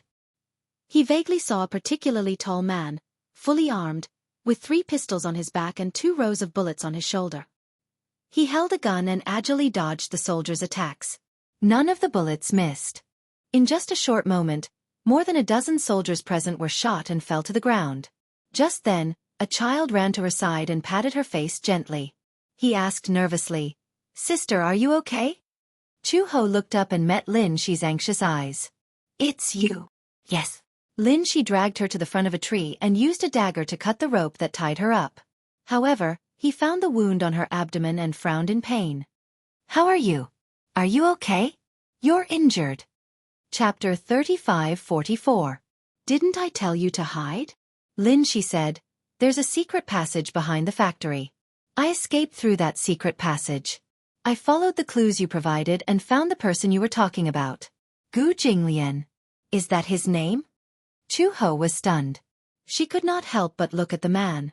In the night, the man put away his gun and checked the corpses on the ground one by one. If he found someone who was still alive, he would kill him directly. He stood up and turned around. His handsome and heroic face came into her sight. "Gu!" She opened her mouth and widened her eyes in disbelief. She did not expect him to appear. Gu Jinglian strode over and squatted in front of her. As he moved, the bullets on his body made a tinkling sound. He was wearing a combat uniform and a thick bulletproof vest. His limbs were tied with guns, ammunition, and all kinds of cold weapons. After leaving Werther, he took away all the equipment, guns, ammunition, and bulletproof vests. He was fully armed. He killed his way out of Werther. He led his men and horses and wanted to kill his way out of the fallen area. However, he did not expect to meet a child who was almost attacked on the way. Initially, he was too lazy to care. However, for some reason he suddenly thought of Xiao Bao. He did not know why, but he saved the child. The child who was saved grabbed him and asked nervously where someone was going. Coincidentally, he was the person the child was looking for. The child said that a young sister came to North Africa to look for him and was now in danger. He asked who it was, but the child could not tell him the name. He only said that it was a very powerful person. He immediately thought of Chu-ho. However, why would she appear here? It was unbelievable. On the way here, he saw a person hanging on a tree branch at the entrance of the factory. He recognized her at a glance. He secretly ambushed and shot a few soldiers. Gu Jinglian looked at Chu-ho nervously. When he saw the wound on her abdomen that was roughly bandaged, he was stunned. "You're injured?" "I'm fine. I was shot." "What about the bullet? Did you take it out?" Take. As Chu-ho spoke, she tried to support her body and stand up. However, she overestimated herself. Just as she stood up, she knelt on the ground due to exhaustion. Gu Jinglian reached out and supported her. Seeing that she was seriously injured, his tone became cold. "Why are you here?" "I came to find you." Halfway through his words, Chu-ho could no longer make a sound. His eyelids twitched violently, and he actually fainted. Gu Jinglian caught her nimbly and pulled her into his arms. His face was full of heartache. This stupid woman actually found her way here. Looking for him? He was clearly courting death. He was a little angry. What kind of place was this? It was such a chaotic place, filled with the flames of war, smoke, and endless disputes. Only people wanted to escape, but she actually rushed here rashly. Crazy. His heart ached as he hugged her tightly, as though he was afraid that she would vanish into thin air in his arms. He frowned and said, "Crazy woman. What should we do?" Xianxia asked anxiously. "Will sister be okay?" "Let's go back to the base first and check on her injuries." "Okay." As Xianxia spoke, he was about to carry Chu Ho. However, Gu Jinglian was one step ahead of him. He carried Chu Ho with one hand and held a gun with the other, ready to deal with any sudden attack. Chapter 35-45. Xianxia was shocked. He didn't expect this man to be strong enough to carry a woman with one hand. It was too terrifying. Although Chu Ho was very thin, she was still quite tall. He actually carried her with one hand and his expression didn't change at all. Gu Jinglian carried her and turned around, only to see that Xianxia was still in a daze. He frowned and said coldly, "Follow me." "Oh, okay." Xianxia immediately chased after him. The three of them walked all the way and arrived at a bomb shelter. Gu Jinglian was originally with the main group, but because Xianxia appeared along the way, he came with him to look for Chu Ho. As a result, they lost contact with the main group. They had originally planned to go to the signal tower to restore the broken signal and then contact for backup. Now that they had parted ways and Chu Ho was injured, Gu Jinglian planned to find a place to hide and treat her wound. It was dark and damp in the bomb shelter. Gu Jinglian placed Chu Ho in a relatively dry place. He turned around and instructed Xianxia, "Bring the gauze and iodine over." Xianxia carried Chu Ho's combat bag over. He rummaged through the bag for the iodine and gauze and passed them to Gu Jinglian. Gu Jinglian untied the gauze and checked the wound. There was an obvious gunshot wound on her waist and abdomen. There was a cross on the wound, but there was no bullet shell. The bullet had been removed.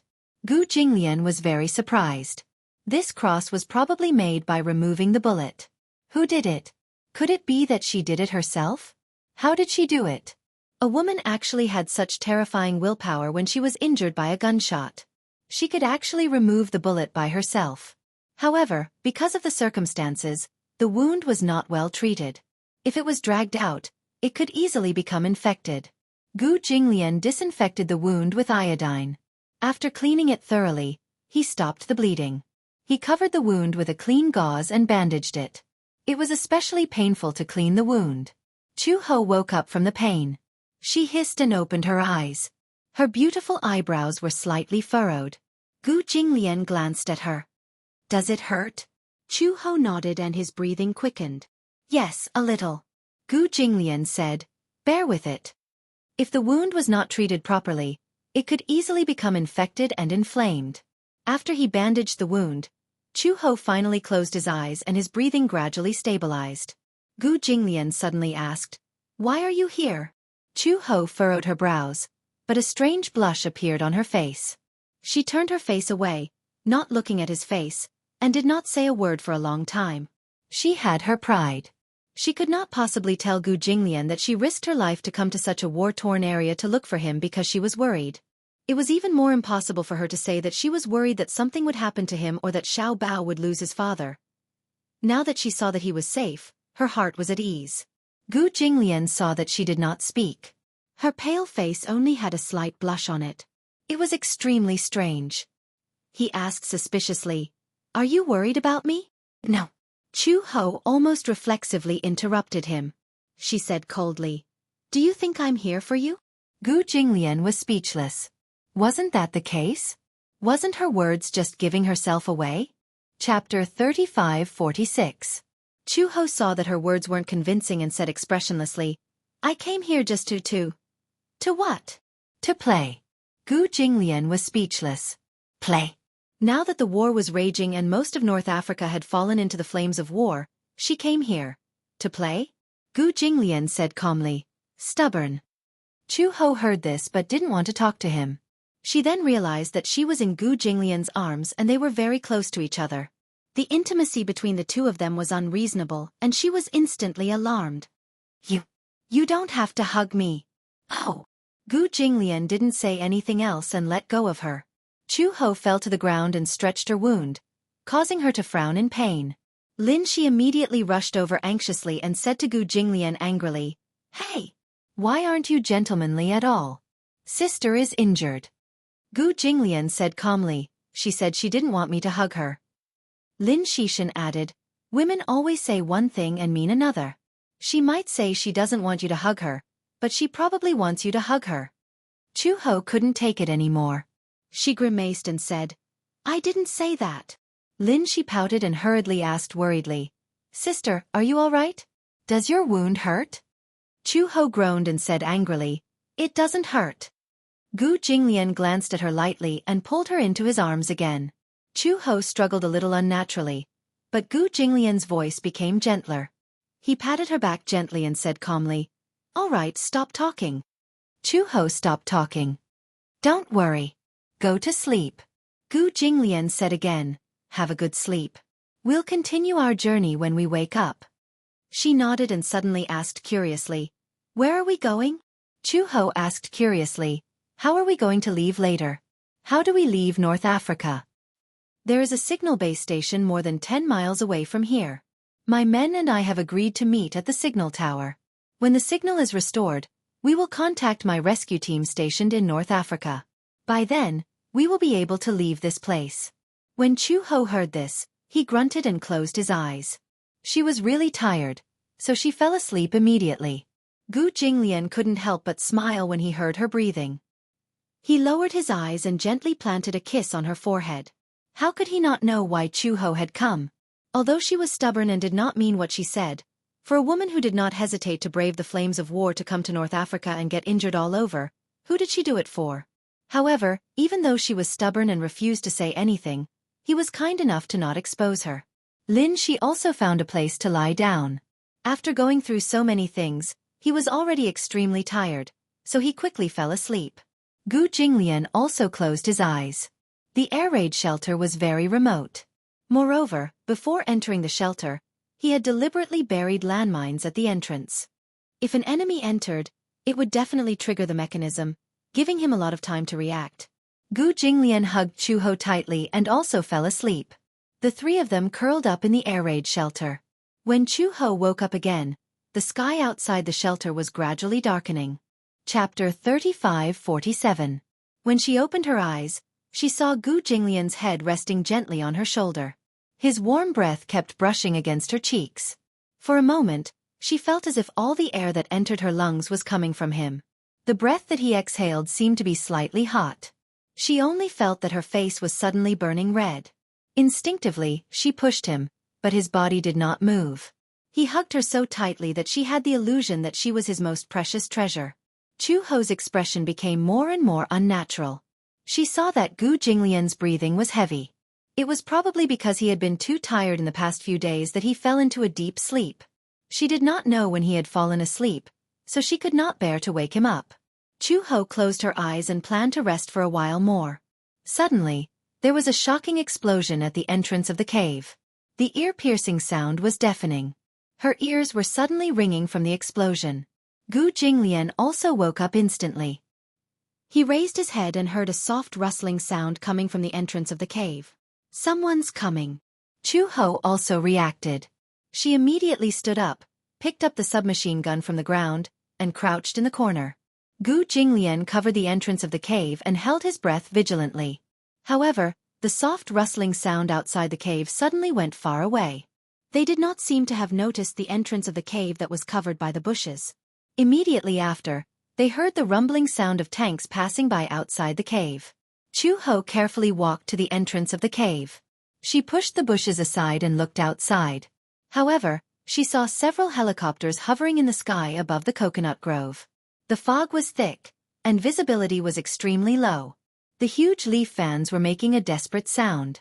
"We should go," Gu Jinglian said. "Let's go now." Chu Ho nodded. Gu Jinglian asked nervously, "Can you walk on your own?" "Yes, I'm fine." After sleeping for a few hours, the pain of the wound had subsided a lot. She walked over and carried the combat bag. Gu Jinglian walked over, woke Lin Shi up, and gave him a gun. If they left this place, They might be ambushed by the rebel army at any time. It was impossible for him to carry him, so he could only do his best to cover him. However, even if he was a child, he still needed to carry a weapon with him under such circumstances. But Lin, she said, "It's okay, I know how to use a gun." Growing up in such an environment, he knew how to use guns and basic self-defense. Gu Jinglian gave him a few more magazines. Lin Shi kept the magazines close to his body, and the three of them left the cave. Just as they walked out of the cave, the loud sound suddenly became clearer. Bullets rained down in front of him. Gu Jinglian covered Lin Shi while Chu Ho followed behind him. One of them charged forward while the other had his back to Gu Jinglian to observe the situation behind them and provide cover. The three of them ran wildly in the rain of bullets. The clamor was accompanied by the sound of AK shots, and the tragic sound of gunfire reverberated in their eardrums. Gu Jinglian gave the only helmet to Lin Shi. 3 heavy bullets hung on his shoulders, 3 guns on his back, and a heavy Gatling gun in his hands. He ran at the front to open up a path. His pace was calm and fast. He turned back to estimate the distance and shouted at the top of his lungs, "Fire!" Chapter 35-48. The two of them cooperated well. At this moment, someone seemed to have discovered their deliberate trail, so they threw an infrared time grenade at them. Chu Ho saw it at a glance. This grenade took about 10 seconds to detonate. Chu Ho immediately walked over and kicked the grenade away. Gu Jinglian raised his AK-47 and fired a bullet, directly detonating the grenade. Chu Ho turned around and pushed Lin Shi to the ground. A scorching wave rushed over and brushed past their backs. Behind them, a huge cluster of flames rose, accompanied by heart-wrenching screams. It formed a towering wall of fire about 100 meters long in the coconut forest. Chu Ho struggled to support her body. She turned her head and glanced back. She saw several tanks passing through the ferocious fire and slowly approaching. The wave of air swept over violently. The tanks crossed the line of fire, and more than a dozen soldiers rushed down. Gu Jinglian had a long string of bullets on his shoulder, and his face was covered in sweat. He carried the extremely heavy Gatling gun and fired fiercely at the team behind him. Chu Ho held the XM-109 sniper rifle, and blood-white hot liquid sprayed endlessly at the edge of the forest. She didn't know how many people she had shot, but she vaguely felt that she had returned to her former mercenary career. As long as there was a bullet left, she would continue to slaughter lives. Several laser beams quickly scanned the forest. These were special instruments to detect life and electronic equipment. Gu Jinglian recognized them immediately. He gritted his teeth, nimbly turned over, and pulled off all the radio communication equipment on himself and Chu Ho, and threw them into the distance. The laser beam's positioning was messy. With a boom, a guided missile hit the position where the radio was thrown. Gu Jinglian grabbed Chu Ho's hand. Chu Ho directly hugged Lin Shi in her arms and rushed into the forest, temporarily obtaining cover. Chu Ho felt for the straw in her collar and hurriedly drank 2 mouthfuls of water. There wasn't much water stored in her jacket. She didn't even have time to add purification powder. The smell of water made her retch. But in this situation, there was no time to care so much. We're still 10 miles away from the signal tower. Gu Jinglian paused for a moment. The signal base station was built by Werther, so it's very safe. The communication equipment inside is more complete. After we go in, we'll send out a signal and shield the surroundings. We'll be temporarily protected. Expressionlessly, Chu He shook out the contents of her backpack and handed the energy bars and night vision goggles to Gu Jinglian. She then threw the AK and RPG-7B quiver on her back in front of him and began to swiftly load the Gatling gun with ammunition. Gu Jinglian broke off a piece of energy bar and stuffed it into his mouth. He mixed it with his saliva and quickly strapped his AK and rocket launcher to his shoulder. The atmosphere instantly became heavy. He looked at Chu Ho in front of him, and his hands froze. His eyebrows gradually became heavy. "The odds are against us," Gu Jinglian said. "You also know that this place is surrounded by the rebel army. At this critical moment, I'll cover you. You leave first." Chu Ho raised her face, twitched the corner of her lips, threw the water bottle to Silver Fox, and quickly got up. "Listen, Gu Jinglian, we're together. If we want to leave, we'll leave together." Gu Jinglian didn't say anything. He knew, and Chu Ho probably also understood, that the current situation wasn't optimistic. Gu Jinglian wanted to protect her, even at the cost of his life. Chapter 35-49. Seeing that he was silent, Chu Ho's face darkened. She grabbed his chin and squeezed it tightly. Listen up. Either we leave North Africa together, or we die together. There are no other options. Gu Jinglian looked up. His eyes flickered and his lips suddenly curved. You won't regret it? This woman was actually willing to risk her life with him. In such a dangerous environment, she said that she would either leave with him or die together. Was she really not afraid? Of course. From the moment I decided to step on the cargo ship to North Africa, I won't regret it. Gu Jinglian also stood up and stared at her for a long time. Seeing that he kept staring at her, Chu Ho couldn't help but take half a step back. She said guiltily, "What are you doing?" "So you admit it." Gu Jinglian said this without rhyme or reason. Chu Ho frowned. She didn't understand what he was trying to say. "What do you mean? You admit that you came to North Africa because you were worried about me." When Chu Ho heard this, her face immediately flushed red. She clenched her fists. Before she could refute, Gu Jinglian suddenly took a step forward and hugged her tightly with his right hand. He clasped the back of her neck and kissed her deeply. She inadvertently saw this intimate scene. Her face immediately turned red and she immediately covered her face with both hands. It was not suitable for children. See no evil, hear no evil. Chu Ho wanted to push him away, but Gu Jinglian held her tightly. The more she struggled, the deeper she sank into his arms.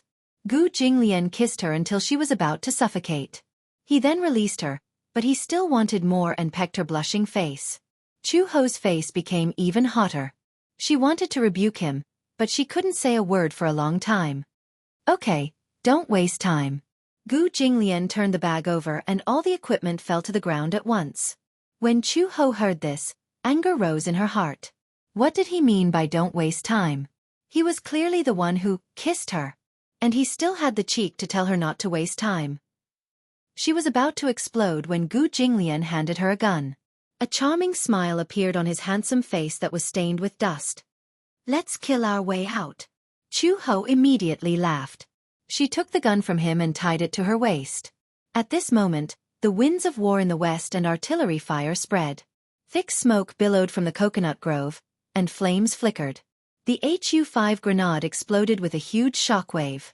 The earth shook, and the aura of death once again gathered around the land. The tank rumbled past the ruins, the wreckage, and the shadows of the trees. The helicopter hovered in the air, and several white signal lights swept through the forest. Chu-He carefully hunched her back and snuck into the forest alone. The thorns mercilessly slashed across her cheeks, causing blood to gush out of the wounds. She hugged a Barrett M99 sniper rifle. Her footsteps were steady, her expression was cold, and her face was covered in dust. She leaned against a hidden tree and squatted down. She took out a straw from her collar and drank the last mouthful of water stored in her jacket. Her lips were still pale and dry. Although she was wearing a bulletproof vest over her camouflage uniform, her beautiful figure was still exposed. Chapter 35-50. Gu Jinglian and she followed closely behind her. They leaned against the barrier and raised their hands to wipe away the blood and dirt on their faces. Chu Ho looked at him. Gu Jinglian's hair was messed up in the wind, and his handsome face was ravaged by the wind. Beneath his handsome eyebrows was a pair of seductive peach blossom eyes. Time ticked by. Chu Ho rested for a while before turning around and crouching behind a tree. She raised the heavy sniper rifle in her hand and aimed accurately at the lens. She slowly narrowed one eye and focused all her attention on the sniper scope. She held her breath and waited calmly. She counted silently in her heart. Suddenly, Chu Ho pulled the trigger. The rapid ammunition detonated the improvised explosive device that had been deployed earlier. With a loud bang, a tank was blocked 100 meters away from the wall of fire. Chu Ho slung the sniper rifle over her shoulder and injected the last dose of adrenaline. She pulled out a military-grade dagger and ran toward the tank. Gu Jinglian quickly followed. An M1A1 tank was parked quietly in place. At that moment, a nimble figure silently snuck behind the tank and opened the door to the combat room. The soldier in the combat room didn't even have time to see who it was before he was punched in the head. Before he could react, a strong arm picked up his tottering body and twirled the dagger in the soldier's hand. The poor man felt a chill in his throat and hot blood sprayed onto the passenger seat. The stench of blood assailed his nostrils. Chu Ho quickly used the same method to sneak into the engine room, leaving behind a collapsed corpse and a messy cabin. She crept toward the cockpit. Zaifi, there's an affair. Zaifi, please answer if you hear me. Please answer if you hear me. Zaifi, quickly lock onto the target. A man's standard English voice rang out from the cockpit of the tank. However, there was an eerie silence in the cabin.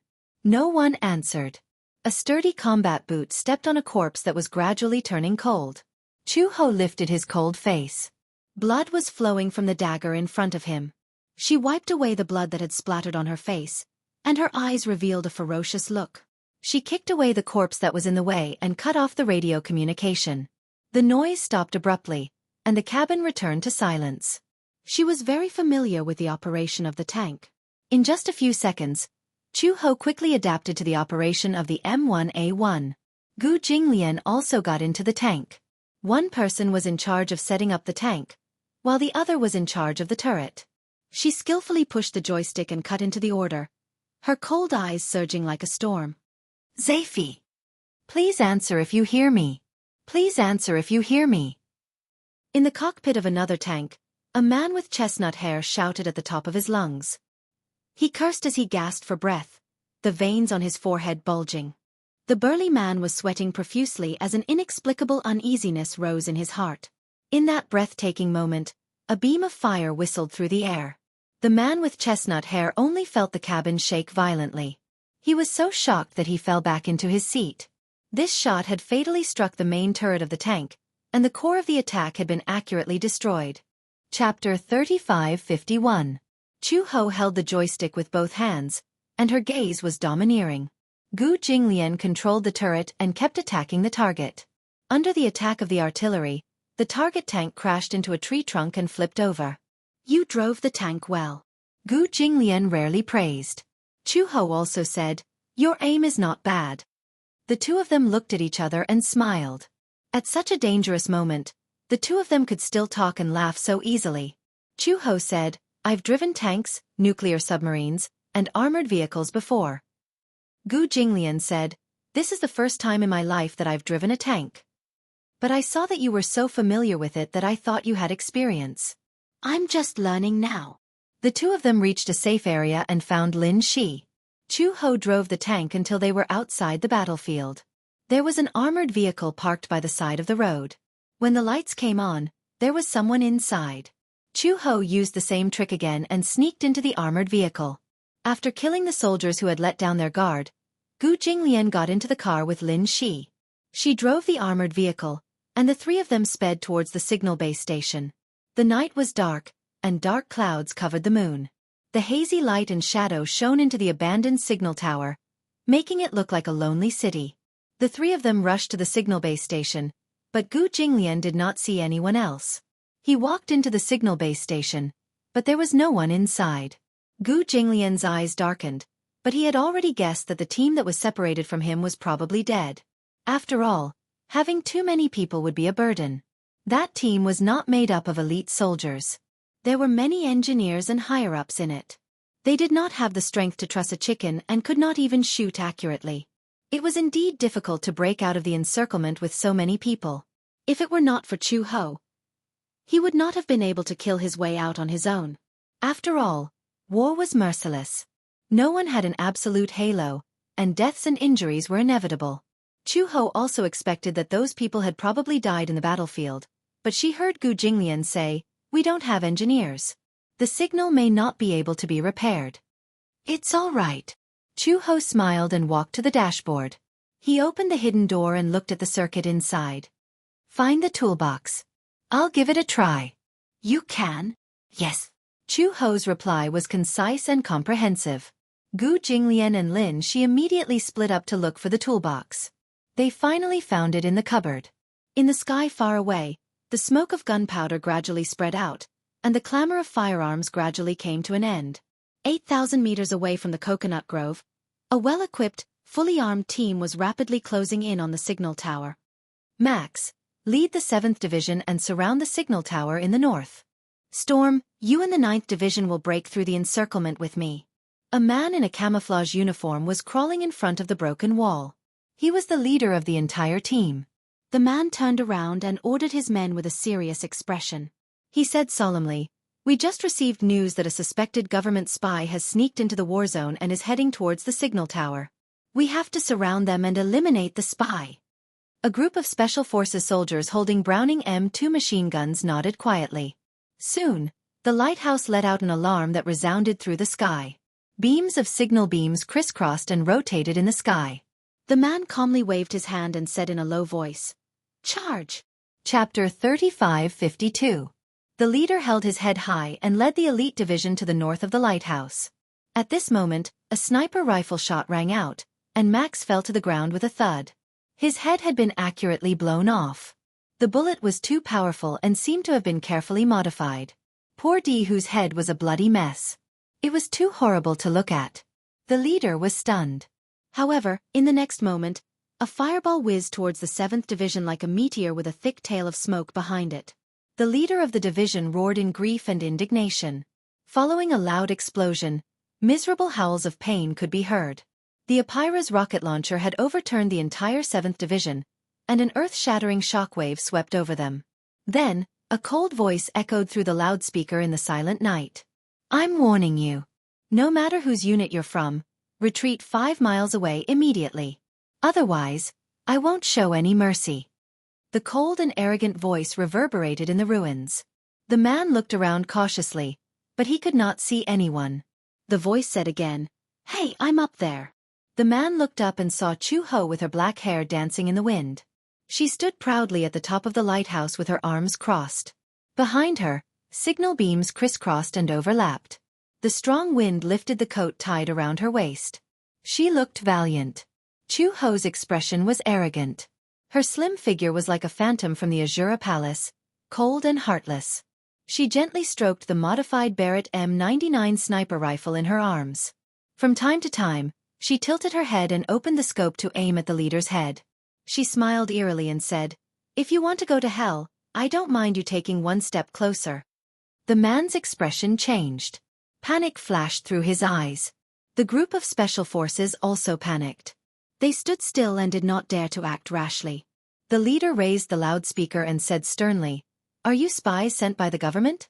If you hand over the information in your hands now, we'll let you live immediately." Chu Ho raised her eyebrows and said sarcastically, "Oh, looks like there's a misunderstanding. I'm not a spy." "Those casualties in the battle zone, were they your doing?" "Yes," Chu Ho admitted. "It was you rebels who wanted to kill me for no reason. I was just trying to protect myself." The leader's face turned cold and a chill ran down his spine. An army of more than 100 people had been completely annihilated by this seemingly weak woman. Who was she? "So many of our brothers have been killed by you. This blood debt must be paid." Chu Ho sneered and said slowly, "Our people have also died in the hands of your soldiers. So many innocent civilians have suffered heavy casualties. If that's the case, then we're on good terms." Hearing this, the leader was so shocked that he took a deep breath, and his eyes widened in anger. Chu Ho pointed at his head and snorted disdainfully. He casually sat down on the edge of the pagoda, his posture free and unrestrained.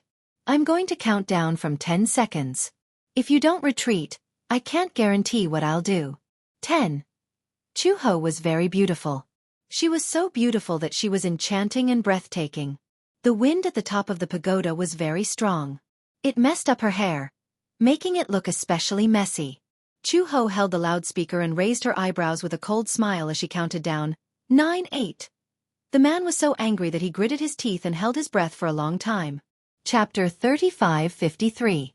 So many people have died in her hands. It seems that this woman is not simple. If we act rashly, so many people might die in her hands. 6, 5. As Chu Ho counted, she held the sniper rifle in her hands even tighter. Her forehead was covered in cold sweat. "Give the order, Captain." The leader clenched his fists tightly. There was unwillingness and shame in his eyes. After hesitating for a few seconds, he gritted his teeth and said, "Retreat." In the team, a hoarse voice rang out, "Retreat! Retreat!" The team immediately retreated until they were more than 1,000 meters away. Chu Ho confirmed that the team had left through the sniper scope. She collapsed on the ground and leaned against the wall, trembling all over. This empty fort strategy had finally fooled these people. In fact, in the current situation, Chu Ho and Gu Jinglian had no more ammunition on them. The RPG rocket launcher just now was their last weapon. It could be said that they had run out of ammunition all the way to the signal tower. As they left the battlefield, Chu Ho could clearly feel that there were troops following behind them, chasing them all the way. However, they did not have any ammunition. In front of such a fully armed troop, they had lost all their strength. In ancient times, when the enemy was outnumbered, they lacked preparation. They deliberately showed that they did not have any troops, causing the illusion that there was an ambush and causing them to retreat in fear. In the era of the Three Kingdoms, Sima Yi's army approached the west side of the city. Zhuge Liang did not have any troops to resist, but he opened the city gate and played the zither on the city tower. Sima Yi suspected that there was an ambush, so he immediately retreated. This was the origin of the empty fort strategy.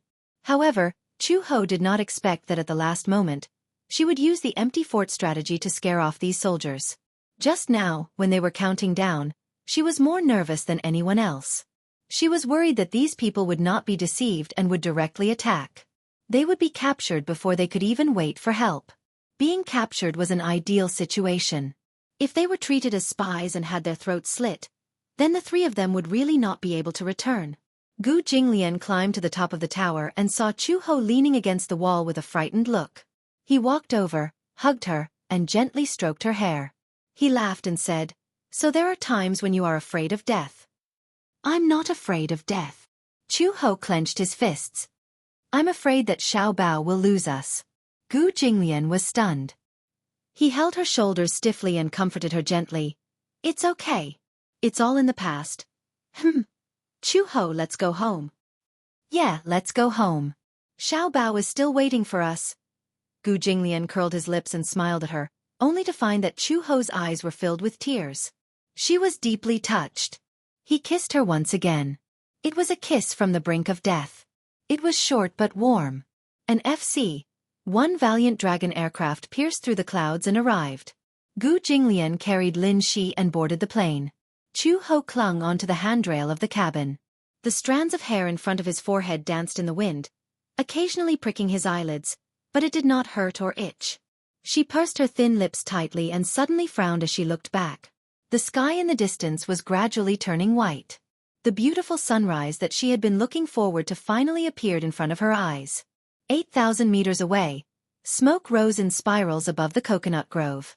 That was the place where she and Gu Jinglian had fought their last battle.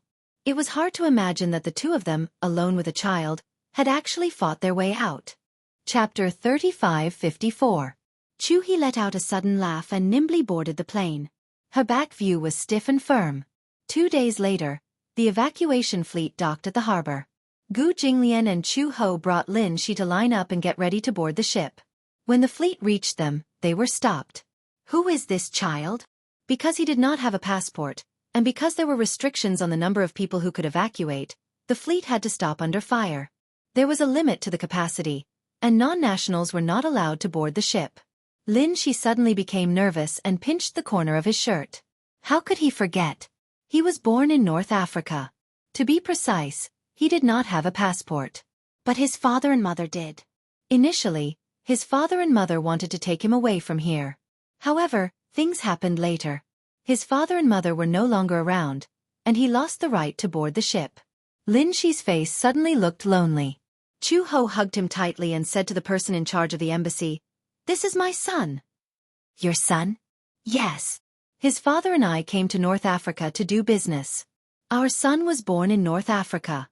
During this war, we plan to bring our son back to develop his career." "Why, is there a problem?" Gu Jinglian said, "This is our son, Gu Lin Shi. He doesn't have a passport, but this is a special case. Please make an exception." Lin Shi was stunned. He looked up at Chu Ho and Gu Jinglian in disbelief. The warmth in his heart instantly overwhelmed him. "All right, let's board the ship." Gu Jinglian held the back of his head and said, "Lin Shi, aren't you going to thank Uncle?" "Thank you, Uncle." Lin Shi thanked him obediently, and the three of them finally boarded the ship. Generally speaking, Because there were a lot of people in the evacuation fleet, many beds had to be empty. Usually, a bed that could fit one person was not allowed to sleep on it. Only 3 people were allowed to sit on it. This way, 3 people could be squeezed in. However, Chu Ho was too tired. The 3 of them were very tired, especially Lin Shi. After all, he was a child and his physical strength was limited. Somehow, Gu Jinglian managed to get the crew to arrange a single room for them. There were 2 beds in the room, and the 3 of them had to make do for a few nights. Returning to the capital from North Africa, they needed to dock at Victoria Harbor. On the ship, Gu Jinglian called Uncle Fu and informed him that the 3 of them had safely boarded the fleet to return to China. Uncle Fu cried tears of joy. "Master, where is Chu Ho?" "Chu Ho is fine. He's only slightly injured." "Is it serious?" "It's a little serious, but for now, we can only hold on until we return home." Uncle Fu was worried, but he was also happy. For the past few nights, he had been unable to sleep. He tossed and turned in bed because he was worried that Gu Jinglian and Chu Ho had met with an accident in North Africa. If something happened to Chu Ho while he was searching for Gu Jinglian, he would definitely blame himself to death. He didn't know how to explain this to Xiao Bao. He had been hiding this matter from Xiao Bao from the beginning to the end. However, now that Gu Jinglian and Chu Ho had returned safely, he had finally gotten rid of one of his worries. "Master, please take good care of Chu Ho. After all, she suffered a lot in order to find you." "I don't need you to teach me. I will take good care of my woman. You don't need to worry about it." When Uncle Fu heard this, he still used Gu Jinglian's usual arrogant tone. However, he did not feel wronged at all. Instead, he felt gratified. Master finally knew how to take care of people. Chapter 3555. By the time Gu Jinglian returned to the cabin, Chu Ho was already asleep. However, she had to sleep on her stomach to avoid touching the wound because of the injury on her back. Lin Shi gently covered himself with the blanket. Gu Jinglian sat on the bed. Seeing that Lin Shi was so sensible, he suddenly asked, "What do you plan to do after you return to China?"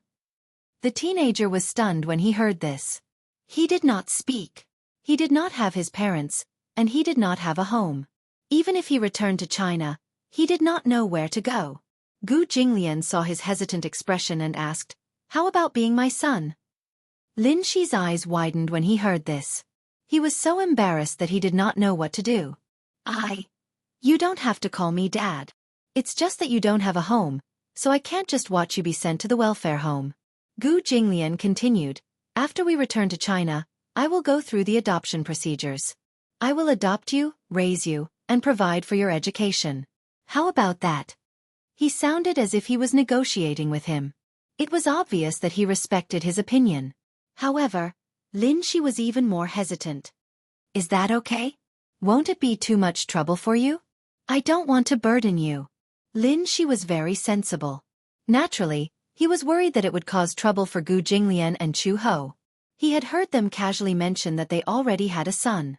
If they raised him, would it cause trouble? However, Gu Jinglian laughed. He had never mentioned his background to this child, and Lin Shi did not know much about the Gu family.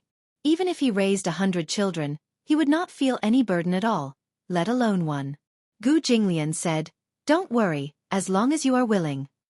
Lin Shi nodded slowly and said, "Yes, I am willing. However, I will work hard in my studies. The money for my studies and living expenses will be a loan from you. When I grow up and have a job, I will return it to you." His childish words made Gu Jinglian laugh. He waved his hand and said, "Come here." Lin Shi walked over. Gu Jinglian held him in his arms and helped him lie down on the bed. He said, "Go to sleep."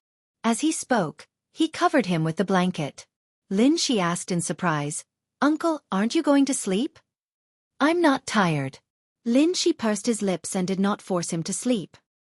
He was indeed so tired that he fell asleep as soon as he closed his eyes. Gu Jinglian's expression darkened as he looked at his sleeping face. However, he was conflicted about Gong Fan's matter. That child looked identical to the Mu family's Yun Tianyu. That was a long time ago. He heard that Mu Yaja had lost his beloved son in an accident. Although this matter was not made public, she was, after all, in the same circle as him. As far as he knew, the woman had yet to walk out of the trauma of losing Yu to this day. Gu Jinglian became even more suspicious. Gu Jinglian leaned gently against the wall and closed his eyes to rest. After 3 days and 3 nights of drifting on the sea, they finally reached Victoria Harbor 4 days later. Uncle Fu and Xiao Bao were already waiting for them at the harbor early in the morning. Chapter 3556. Chu Ho only felt a black shadow pouncing on her. It was only when Xiao Bao pounced into her arms that she realized that this black shadow was the little guy she had been thinking about day and night. "Mom, you're finally back. I missed you so much." Xiao Bao didn't know that Chu Ho was injured. When he pounced on her, it affected her wound. Chu Ho frowned in pain and endured it. Gu Jinglian suddenly grabbed Xiao Bao's ear and said fiercely, "Your mom is injured. Take it easy." He was still as simple and violent as before, not showing any mercy to his own son. Xiao Bao grimaced in pain and howled. However, when he heard Gu Jinglian say that Chu Ho was injured, he suddenly became nervous. "Mom is injured?" Xiao Bao said and wanted to check. However, Chu Ho stopped him. She pressed his head and said, "It's okay. Just don't cause any more trouble. Just don't cause any more trouble. Just don't cause any more trouble." These words of indifference kept magnifying in his mind. Xiao Bao poked his fingers aggrievedly. He turned his head and suddenly saw Lin Shi in Gu Jinglian's arms. This unfamiliar boy who was a few years older than him was stunned. He was a little jealous. Dad had never hugged him like this before. As a result, Xiao Bao looked at Lin Shi with unconcealable hostility. Gu Jinglian put Lin Shi down. Lin Shi shrank behind Chu Ho uneasily. Chu Ho saw the hostility in Xiao Bao's eyes, so she said to Xiao Bao, "Xiao Bao, I want to discuss something with you." She squatted down with difficulty and pulled Lin Shi in front of Xiao Bao. She said, "His name is Lin Shi. From now on, he'll be your brother, okay?" "What do you mean?" "Mom went to North Africa to look for your dad and encountered danger on the way. It was this little brother who saved Mom. However, it's a pity." Chu Ho frowned and said, "Little brother's parents met with an accident in North Africa. After he returned to China, he was homeless, so Dad and Mom decided to adopt him." At first, Xiao Bao was still a little conflicted when he heard that he was going to adopt an unfamiliar child. However, after hearing that this young man had saved his mother and father, Xiao Bao's face suddenly became hesitant. No matter what, he was very grateful for saving his mother. But, Xiao Bao asked carefully, if Mom adopts him, will she not love Xiao Bao anymore? How could this be? Chu Ho rubbed his chubby little face and said reproachfully, "Xiao Bao, you're so stupid. Why would you think that? Think about it, Mom and Dad won't stop loving you. Instead, you'll have a little brother who loves you." Lin Shi also gathered his courage and said, I will definitely be a good brother." He was too nervous and wanted to perform well. Therefore he was stuttering when he spoke. As Lin Shi spoke, he nervously extended his hand. His palm was wet with cold sweat. He had heard from Chu Ho that she had a 6-year-old child, so he desperately wanted to get Xiao Bao's acknowledgement. Xiao Bao looked at Lin Shi's outstretched hand, then looked at Gu Jinglian and Chu Ho. Finally, his gaze fell on Lin Shi's sincere face. Seeing that he was so nervous that his lips were trembling, he felt his heart ache for him. He did not hold Lin Shi's hand. Instead, he walked forward and hugged him gently, giving him a friendly hug. Chapter 3557. He thanked him sincerely. At the same time, Xiao Bao smiled and said, "However, from now on, you're my older brother. As your younger brother, I'll take good care of you too." Lin Shi was a little surprised. He did not expect Xiao Bao to accept him as an outsider so easily, let alone say such heartwarming words like, "I'll take good care of you too." However, to Xiao Bao, although Lin Shi was a stranger, he did not have the ability to do so. This little brother had saved his father and mother for him. This kind of life-saving grace was too precious. "You don't have a home anymore, so the Gu family is your home," Xiao Bao said. For some reason, Lin Shi, who was so stubborn that he refused to shed a single tear even in the face of such a ferocious rebel army, actually shed tears because of this sentence. After returning to the Gu family, Gu Jinglian immediately called for the doctor to check on Chu Ho's injuries. The wound was infected and inflamed. In such a harsh and complicated environment, even if the wound was properly bandaged, applied medicine, and disinfected, due to the fighting along the way, the originally bandaged wound showed signs of healing. However, due to the violent movements, it was torn open, healed, and torn open again. This repeated over and over again, and in addition to the environment, it was inflamed. Fortunately, it was not too serious. It was just a little festering and pus. It was a pity that this place would be scarred. However, Chu Ho had so many injuries on his body that one more would not make a difference. There were several gunshot wounds on her body, and this was probably the lightest one. Gu Jinglian had specially instructed Chu Ho to do a full body checkup. Chu Ho did a full body checkup. He remembered that during one of the explosions, the strong shockwave had directly flipped them over. Gu Jinglian was not too far away from the impact, but Chu Ho was sent flying back to the tree trunk. He did not know if his tendons and bones were injured. The doctor touched his tendons and bones. After asking, Chu Ho also said that he did not feel any injuries. Hence, at least his tendons and bones were not injured. Gu Jinglian was relieved. Xiao Bao did not know what was going on. Only after Uncle Fu explained again and again did he understand. It turned out that his father was stuck in North Africa because of work. His mother was worried and rushed to North Africa. The two met on the way and returned together. Fortunately, both of them were fine. However, Gu Jinglian knew very well that if it weren't for Chu Ho's tacit cooperation, he probably wouldn't have been able to get out of North Africa in a short time. And this was the most optimistic scenario. With Chu Ho's injuries, he probably wouldn't be able to get out of bed for at least half a month. She applied the medicine and lay down. The doctor examined Lin Shi and Gu Jinglian again. Gu Jinglian only suffered some superficial injuries. In the end, it was nothing more than a dislocated ankle, but he reconnected it himself. The doctor repositioned it for him. Other than that, he was fine. Lin Shi suffered more injuries, but most of them were superficial wounds and not too serious. The trip to North Africa was a thrilling one. Fortunately, they were safe. However, during the half a month that Chu Ho was bedridden, Uncle Fu discovered something very strange. His master actually knew how to take care of someone. During the half a month that Chu Ho was bedridden, it was difficult for her to move around. She could not sit up very well. Occasionally, she would turn around and need someone to carry her. Chapter 3558. Now that he was bent on recuperating, he could not be too reckless. He had to be careful in everything he did to avoid affecting his wound. Uncle Fu originally wanted to hire a nurse, but Gu Jinglian rejected it. When he asked for the reason, he refused to say anything. It was only when he passed by the room in the middle of the night that Uncle Fu saw Gu Jinglian turning over with Chu Ho in his arms through the crack in the door that he suddenly understood. It turned out that the old master was worried that the nurse would be clumsy and wanted to take care of him personally. Gu Jinglian usually did not do any chores. Other than work and the Gu group's matters, he was like a shopkeeper who did not care about anything else. Not to mention taking care of an injured person, he would not even know how to wash the dishes. He did not do any chores and had never served anyone like this before. However, in the past half a month when Chu Ho was bedridden, Gu Jinglian had been taking care of him. Chu Ho was also very surprised. She did not expect that Gu Jinglian seemed to have changed a lot after returning from North Africa. Even when facing her, Gu Jinglian still had his usual arrogant and cold face. However, he would accede to her every request. He even tried to wash her face and peel an apple himself. The scary thing was that when it came to taking care of people, he could not do anything else except peel an apple. He actually used a military knife to peel it, and the skin did not even break. How valiant! It was also an eye-opener for her. Gu Jinglian asked Uncle Fu to investigate a matter. Uncle Fu thought that it was something important, but he did not expect Gu Jinglian to ask him to investigate Mu Yaja's son, Yun Tianyu. Master, why are you suddenly asking about this child? Why? This child, Uncle Fu sighed as he spoke.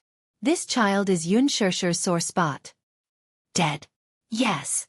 Do you have a photo of Yun Tianyu? Uncle Fu shook his head when he heard this. But I have a photo of Mu Yichen. Mu Yaja's eldest son? Yes. He and Yun Tianyu are twins, and they look exactly the same. Master, I'm a little curious. Why are you suddenly asking about this child? Because, Gu Jinglian said faintly, I met him in North Africa. Who? Uncle Fu hesitated for a moment before his expression changed. Could it be Yun Tianyu? Gong Fan. Gong Fan? You should know about the hurricane group. Gu Jinglian paused for a moment before continuing. It was hurricane group that took over Wei Ert. I saw a child who looked exactly like Yun Tianyu in North Africa. But his name isn't Tianyu. His name is Gong Fan. This. Uncle Fu was also speechless. He felt very strange. Yun Tianyu was indeed no longer around. Even after so long, Mu Yaja and Yun Shishir still could not walk out of the shadow.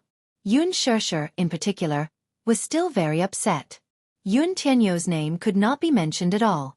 It was Yun Shishir's biggest pain in her heart. Uncle Fu asked hesitantly, Master, are you sure? A dead person can't be brought back to life. Are you sure you're not mistaken? Gu Jinglian was also a little hesitant. He was also a little skeptical.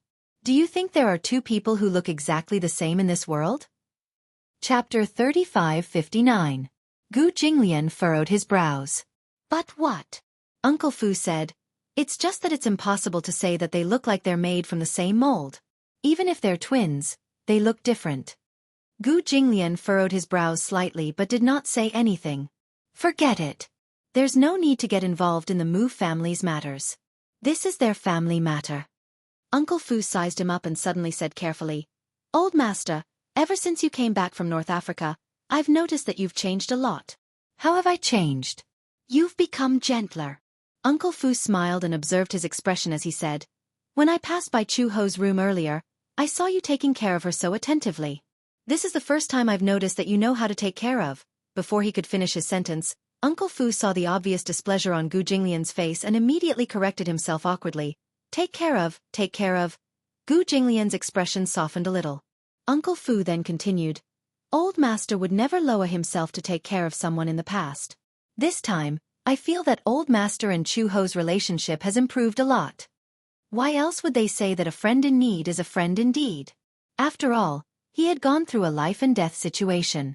Compared to the tit-for-tat between the two of them, it was indeed different. Gu Jinglian gave him a cold sidelong glance. You talk too much. Fu Bo tactfully shut his mouth and didn't say anything. He knew that old master was shy. Gu Jinglian stood up and said expressionlessly, She's injured, so it's inconvenient for her. I'll just... His expression was a little unnatural. It was obvious that he felt a little uncomfortable. It's only right for me to take care of her. Uncle Fu cursed silently in his heart. What a prideful guy. Chu Ho woke up and lay on the bed, staring at the ceiling in a daze. When he had just returned to the Gu family, he had a high fever due to his wound being infected. It was only until last night that he recovered some of his vitality. Gu Jinglian suddenly pushed the door open and walked in. Chu Ho heard the footsteps and looked up. When he saw that it was Gu Jinglian, he lay back on the bed like a corpse. Hungry? Gu Jinglian asked. Chu Ho shook his head. I don't have any appetite.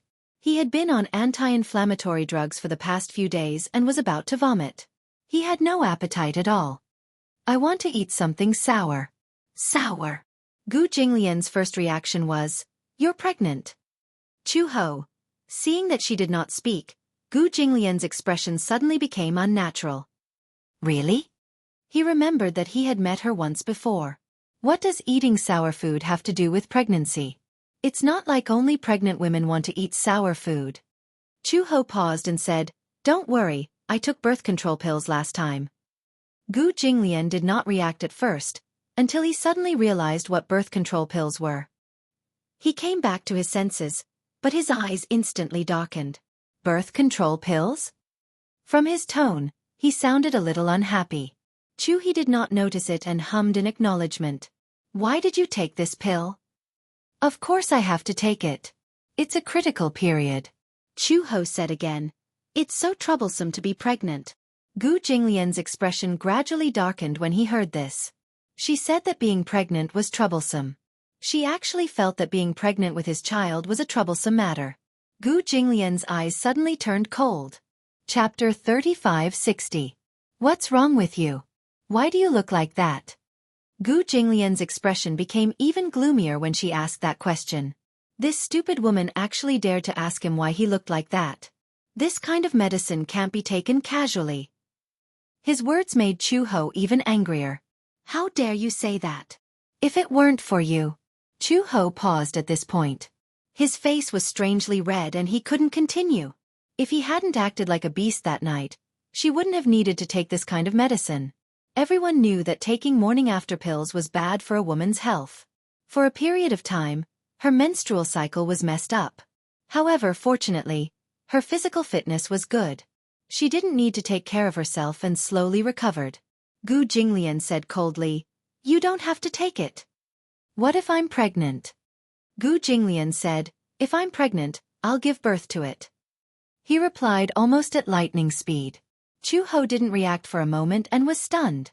When he came back to his senses and repeated his words, Chu-Ho was furious. A man is a man. It's easy to say that if I'm pregnant, I'll give birth to it. Gu Jinglian, don't you know how painful it is for a woman to give birth? Moreover, if the child is born, who will be responsible for raising it? The Gu family is so big. Can't we raise a child? In other words, even if she gave birth to a bunch of babies like a sow, Gu Jinglian could raise them with his eyes closed. Chu-Ho's mind flashed with the image of her protecting a bunch of piglets like a sow. He shuddered. It was so scary. Chu-Ho said coldly, "If I give birth, are you going to be responsible for breastfeeding, keeping watch at night, and changing diapers?" Gu Jinglian stopped talking. Chu-Ho snorted coldly. "So, you don't have to be responsible for what you say. When the child is born, you won't be the one to suffer." "I'll take responsibility," Gu Jinglian said out of the blue.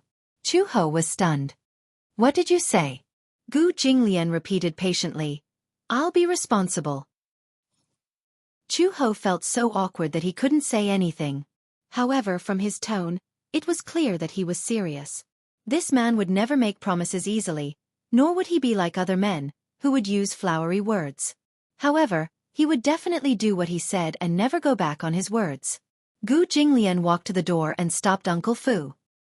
He instructed him before returning to her bedside to sit down. 10 minutes later, Uncle Fu sent someone to buy a few jars of dark plums. Gu Jinglian took the jars, opened the lids, picked up a plum with a fork, and brought it to her lips. "Eat." It was a harsh sentence, as if he was forcing her to eat it. Chu-Ho unhappily took a bite and put it into his mouth. Actually, she didn't particularly like sour food. However, she had been lying in bed with an 4 drip for the past few days. As a result, her mouth felt bitter and astringent. In addition, the nutritious meals that Uncle Fu had prepared for her were rather bland, so there was no taste in her mouth. Hence, she wanted to eat sour food just to stimulate her taste buds. The sweet and sour dark plum kept secreting saliva in her mouth. It was so sour that Chu-Ho kept blinking her eyes. Gu Jinglian also picked up a dark plum and put it into his mouth. It was so sour that he frowned. However, after the intense sourness, it was sweet. It was very sweet. Chu-Ho spat out the seed and opened her mouth again, indicating for him to feed her another dark plum. Chapter 3561. Xiao Bao was taking an afternoon nap in his room when he suddenly received a call from Lin Shi. He picked up the phone, only to hear Lin Shi mumbling pitifully, "Little treasure. Where are you now?" "I'm in my room." "Well," Lin Shi said bitterly, "I think I'm lost." Xiao Bao blinked and said speechlessly, "Okay, where are you?" Lin Shi had been lost in the Gu residence for 5 days. The huge Gu residence was no different from a maze to him. How big was the Gu residence? Let's put it this way. His parents worked in a factory in North Africa, and the Gu residence was as big as the factory. However, he would never get lost in the factory, not only because he grew up there, but also because the roads in the factory were wide and there weren't many twists and turns. The Gu residence had dozens of courtyards in the front yard and backyard. These courtyards were connected by all sorts of winding corridors. It was no different from a maze. This wasn't the first time he got lost. Fortunately, Gu Jinglian had given him a cell phone. When he got lost, he could call Xiao Bao and Uncle Fu for help. Lin Shi said over the phone, I don't know where I am, but I see a rockery and a big pond. There are so many rockery and ponds. I don't know which place you're talking about. There's an ancestral hall here. There seems to be a lot of memorial tablets inside. Ancestral hall. Xiao Bao thought about it carefully and remembered that he had been there twice when the Gu family worshipped their ancestors, so he knew the way. Wait for me at the entrance of the ancestral hall. I'll go find you right away. After hanging up, Xiao Bao jumped out of bed, rubbed his eyes, and ran downstairs. After passing through several courtyards, Xiao Bao finally found the ancestral hall. He saw Lin Shi standing at the entrance, looking a little embarrassed. Xiao Bao walked over and complained, Lin Shi, why are you here? You've been here for a few days, but you still don't know the way? Lin Shi said awkwardly, your house is so big. I get lost every time. The main thing is, I don't remember the way, so I can't tell the direction. Xiao Bao glared at him reproachfully. Lin Shi thought that he had said something wrong and looked at him uneasily. Xiao Bao said, what do you mean by my home? Lin Shi, this is your home too. When Lin Shi heard this, she realized that he was unhappy about this. Her heart warmed and she held his hand. All right. This is our home. I was wrong. Don't be angry. Xiao Bao smiled. Let's go. The two children walked hand in hand to the courtyard, but they heard a commotion not far away. It's the Gong family. Quickly go and inform the master. Then, Xiao Bao and Lin Shi saw Uncle Fu rushing to the main building. He was in such a hurry that he didn't even look at Xiao Bao. Xiao Bao looked at the entrance strangely. He saw that among the group of people, only a silver-haired man stood out. He had an imposing aura and was about the same height as Gu Jinglian. He wore a snow-white military-style trench coat and a pair of white combat boots. Every inch of his handsome face was exquisite and impeccable. Xiao Bao's eyes widened. This man was cool and handsome. Chapter 3562. Hearing this, the man turned around and nodded slightly. He instructed a few of his men to stand guard outside the door and said coldly, wait for me at the door. With that said, he followed Uncle Fu to the guest room.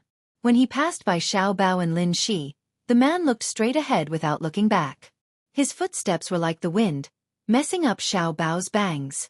Lin Shi was a little intimidated by his aura and asked fearfully, who is this man? Xiao Bao shook his head in confusion. I don't know either. In the guest room, Uncle Fu brewed a pot of Dahong Pao tea and poured 2 cups of tea for Gu Jinglian and Gong Jie. Young Master Jie, what brings you here? Gong Jie took a sip and put the tea aside. He didn't exchange too many pleasantries and went straight to the point. I heard that you just returned from North Africa a while ago. Although his voice was low, he couldn't hide his aura. Hearing this, Gu Jinglian said mildly, yes. I heard about it too. Gong Jie looked at him. The Gu Industries factory in North Africa, Werther, has been bought over by Hurricane along with the land. Since Hurricane bought it over, young Master Jie should know about it. Hearing this, Gong Jie's eyes darkened. Is this true? Gu Jinglian snorted coldly. Even in front of Gong Jie, it was hard to quell the anger in his heart. After all, he had been reluctant to give up that piece of land in Werther. At that time, he was on par with Hurricane. If Gong Fan hadn't been so despicable and ruthless, he wouldn't have taken the initiative to withdraw from the North African market. Gu Jinglian thought that Gong Jie knew about it and still came to the Gu household so brazenly to show off. Thus, his tone was very impolite. Young Master Jie, you don't have to pretend. After buying that piece of land, Hurricane Group is already the overlord of North Africa. Since that's the case, why did young Master Jie come to me and pretend to be polite? Don't tell me that you don't know about this. Gong Jie was wrongly accused. Gong Jie said honestly, I didn't know about this. To be precise, I didn't participate in the discussion. I even objected to the acquisition. He knew very well that monopolizing a market meant that he would obtain unprecedented benefits. However, this also meant that there would be no healthy competition. If it was not run properly, the market would be irredeemably rotten. There were wars in this world because of competition. Humans were also humans, and their survival was built on competition. Without competition, it would be regressing instead. It was no different from the closed-door countries of the Qing dynasty. When he was in charge of Hurricane, he had always considered a positive balance and did not oppress the other forces too much. Although his methods were also ruthless, compared to Gong Fan, they were not as terrifying and aggressive. However, if the pressure was too much, it would mean that there would be resistance. This was not something that he was happy to see. Therefore, He was not the one who initiated the acquisition. What made him even more dissatisfied was that no one in Hurricane knew about this. This matter was decided by Gong Fan directly. He did not discuss it with anyone, not even Gong Xiaoying. However, this was not the main point. The main point was, that child. Gong Jie asked in a low voice, "You went to North Africa and saw Gong Fan?" Gong Fan? Gu Jinglian did not evade the topic. "I saw him." "You saw him?" Gong Jie stood up excitedly. "You really saw that child?" Gu Jinglian raised his eyebrows. "Why? What's with that child that made young Master Jie so excited?" Chapter 3563. Have you seen his true appearance? Gong Jie asked again. When Gu Jinglian heard this, he picked up his teacup and casually picked up the lid. After taking a sip, he said calmly, "Yes, I did." "What does he look like?" "I've only seen him once. I can't remember what he looks like." Gu Jinglian said truthfully, "Because that child has always been wearing a cloak and a big hat. He has never shown his true appearance to anyone." Gong Jie heard this. Indeed. He had seen Gong Fan once, but from a distance, he saw his back view as he boarded the ship. It was so familiar, but he could not see his face. He only saw that he was wearing a wide fur coat, like a big cloak and a hat, so he could not see his true appearance. In fact, not to mention outsiders, even the people in the group had not seen his true appearance. It was said that those who had seen his true appearance had been shot to death on the spot. This was Gong Xiaoying's order. Therefore, Gong Jie had always been very suspicious. What was the reason for protecting a child to the point that even if someone saw his face, they would immediately make this person disappear from this world? How unpresentable was he? He could not help but be a little suspicious. "You really don't remember?" Gu Jinglian said coldly, "I don't know how to draw portraits, and I can't describe him roughly. But if you take out a photo to compare, I might be able to recognize him." The reason why he was so calm and composed was because of the man's not-too-tough stance. The Hurricane Group and the Gu family were not at odds with each other. It was just that such a thing had happened. The Hurricane Group had violated Gu Jinglian's interests. It would be hypocritical to say that he did not bear a grudge. Gu Jinglian was very vengeful, and Gong Jie was an arrogant master. He had never taken the Gu family seriously. However, such an arrogant man did not have as high a stance in front of Gu Jinglian as before in order to inquire about the child's whereabouts. This meant that the child was very important. And Gu Jinglian was the only person who had seen the child and was still alive. To put it bluntly, he was the only lead. When Gong Jie heard this, he immediately took out a pocket watch from his chest and opened it. There was a picture embedded in the pocket watch. He walked over and handed the pocket watch to Gu Jinglian. He asked, "Take a look. Is this the child?" Gu Jinglian took the pocket watch. In the photo, there was an innocent child smiling at the camera. He squinted his eyes and smiled at the camera, looking pure and cute. Yun Tianyu. Indeed, he looked exactly like that child. Gong Fan was Yun Tianyu? The more he thought about it, the more terrifying it was. Gu Jinglian's lips curled into a smile. "Didn't I hear that the child disappeared in an accident? It's rumored that he's already dead." Gong Jie clenched his fists. "We can't come to this conclusion without seeing the corpse." "Yes. If he's alive, we can't find him. If he's dead, we can't find his corpse. It's hard to say whether he's dead or not." Gu Jinglian closed the pocket watch and threw it back to Gong Jie. He asked coldly, "What if I say that the child might not be dead?" Gong Jie was stunned when he heard this. "You mean, young Master Jie is looking for me because everyone who has seen the child is dead, including my subordinates. They all died in the child's hands. Even if it was not Gong Fan's order, these people's lives were still his." He continued, "However, the Hurricane Group didn't have any disputes with the Gu family in the past, but it does now. The Hurricane Group has caused such a huge loss to the Gu family. How should we settle this debt?" Chapter 3564.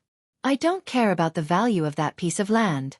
The problem is, why did that child buy that piece of land? Young Master Jie should know what he's doing. Gong Jie was silent for a long time before he returned to his seat and smiled. Young Master Gu is just worried that Hurricane will use that piece of land for experiments. When the time comes, they'll become the overlord in the future and threaten the Gu family's land. The world is bustling, and I come for benefits. The world is bustling, and I come for benefits. Young Master Jie should understand such a simple logic. Gu Jinglian had made it so clear. If Gong Jie still did not understand, then his title as Hurricane's chief commander was just an empty title. In other words, Gu Jinglian was implying that the Gu family's losses were small, but if Hurricane grew too big in the future, it would be lonely at the top. It would not be beneficial for Hurricane and the Gu family. Similarly, he also deliberately revealed that the child he saw in North Africa might be Yun Tianyu. However, Gong Jie still wanted a definite answer. He said, Hurricane will definitely compensate the Gu family for their losses. However, before that, you have to give me a definite answer. Is that child called Gong Fan really Yun Tianyu? I don't know. Gu Jinglian continued, no one dares to say such a thing, but the child I saw in North Africa has the same face as the child in the photo you showed me in your pocket watch. Upon hearing this, Gong Jie was so agitated that his whole body trembled. It's Yu. The legendary son of Ghosts of Hurricane Group, that mysterious young man, is really Yu, who went missing in that accident. Gong Jie clenched his fists, not knowing if this was a good or bad news. If it's Yu, why doesn't he know how to go home? Does he not want home, daddy, mommy, and brothers and sisters? If it's not Yu, why do the two children have the same face? Gu Jinglian continued, based on his appearance, the child is about 9 years old. 9 years old. Gong Jie grasped another piece of information. 9 years old. When Yu went missing, she was 8 years old. It had been more than a year since she went missing. Everything seemed to match. He didn't believe in such a great coincidence. Hence, he firmly believed that the mysterious youth called Gong Fan must be Yu. Gong Jie came to another conclusion. For the past year, Gong Xiaoying had been hiding Yu in Hurricane, and no one knew about it. Why is Yu in his hands? What did he do to Yu this time? Yu, who had been missing for a year, had turned into Gong Fan. Why had he become so ruthless? Gong Jie could not figure this out no matter how hard he tried. But one day, he was almost 100% sure. Yu was Gong Fan. Gong Fan was Yu. When he found out, Gong Jie was extremely excited. For the past year, he had not stopped looking for Yu. However, he had not found him or his corpse. Xianxia missed her son too much and was depressed. If it weren't for Xiao Yichen and Yue Yao, she might not have been able to walk out of this trauma. Gong Jie stood up and said to Gu Jinglian, Young Master Gu, sorry to disturb you. He turned around and left in a hurry. Gu Jinglian watched Gong Jie's back coldly. He gently blew on the surface of his tea and took a sip. In the past, if the Gong family came looking for him and asked about this matter, Gu Jinglian would have treated it as if it had nothing to do with him and would have kept quiet. However, things were different now. Chapter 3565. Perhaps it was because she was worried and put herself in his shoes that her heart softened a little. Gu Jinglian put down his teacup, slowly stood up, and walked upstairs. When Gong Jie heard the news, he did not immediately look for Gong Xiaoying. Since his father had deliberately hidden Yu, named him Gong Fan, and isolated him from the world, it meant that his father had other intentions. If he found his father, Gong Xiaoying might not admit it. Instead, he would be even more guarded. As such, it might be even more difficult to find Yu. The most strange thing was that if Gong Fan was really Yu, why would he be loyal to Gong Xiaoying and not want to come home? Even if Yu did not have the ability to leave Gong Xiaoying, given Yu's personality, he would not be so loyal to Gong Xiaoying. Moreover, all along, Yu had done things that went against the original intention of the Heavenly Eye Plan. Back then, Yu proposed the Heavenly Eye Plan to control the war by controlling the information technology in the sky to suppress the war. Gong Xiaoying did not agree with this idea. But now, Gong Fan was going to start, sow discord, and create a war. His Heavenly Eye Plan was made purely for killing. This was not Yu. This was a demon. If he was really Yu, how did he become like this? Gong Jie was heartbroken, but he could not think of a reason. He did not tell Xianxia about this immediately. After all, before this matter was confirmed, he did not want her to be shocked and have too much hope. If something happened then, he was worried that she would not be able to accept it. Back then, when she walked out of the shadow of this matter, he saw how much pain his sister was in. Therefore, Gong Jie left the Gu family and went to the Jianghu financial group first. Mu Yaja was in the company. Gong Jie found his office, went in, and got straight to the point. Mu Yaja had just finished a meeting. Jiang Shen and Lu Jinyu were also in the office. Jiang Shen was a little surprised to see Gong Jie in such a hurry. "What's wrong?" "I have something to discuss with you." "What is it?" "You might still be alive." The man furrowed his brows when he heard that. "I know. However, we still haven't found his whereabouts." He had never given up on searching for Yu's whereabouts. Even though searching for a child was undoubtedly like searching for a needle in a haystack, and the cost of searching for a person every day was very high, no one was willing to give up.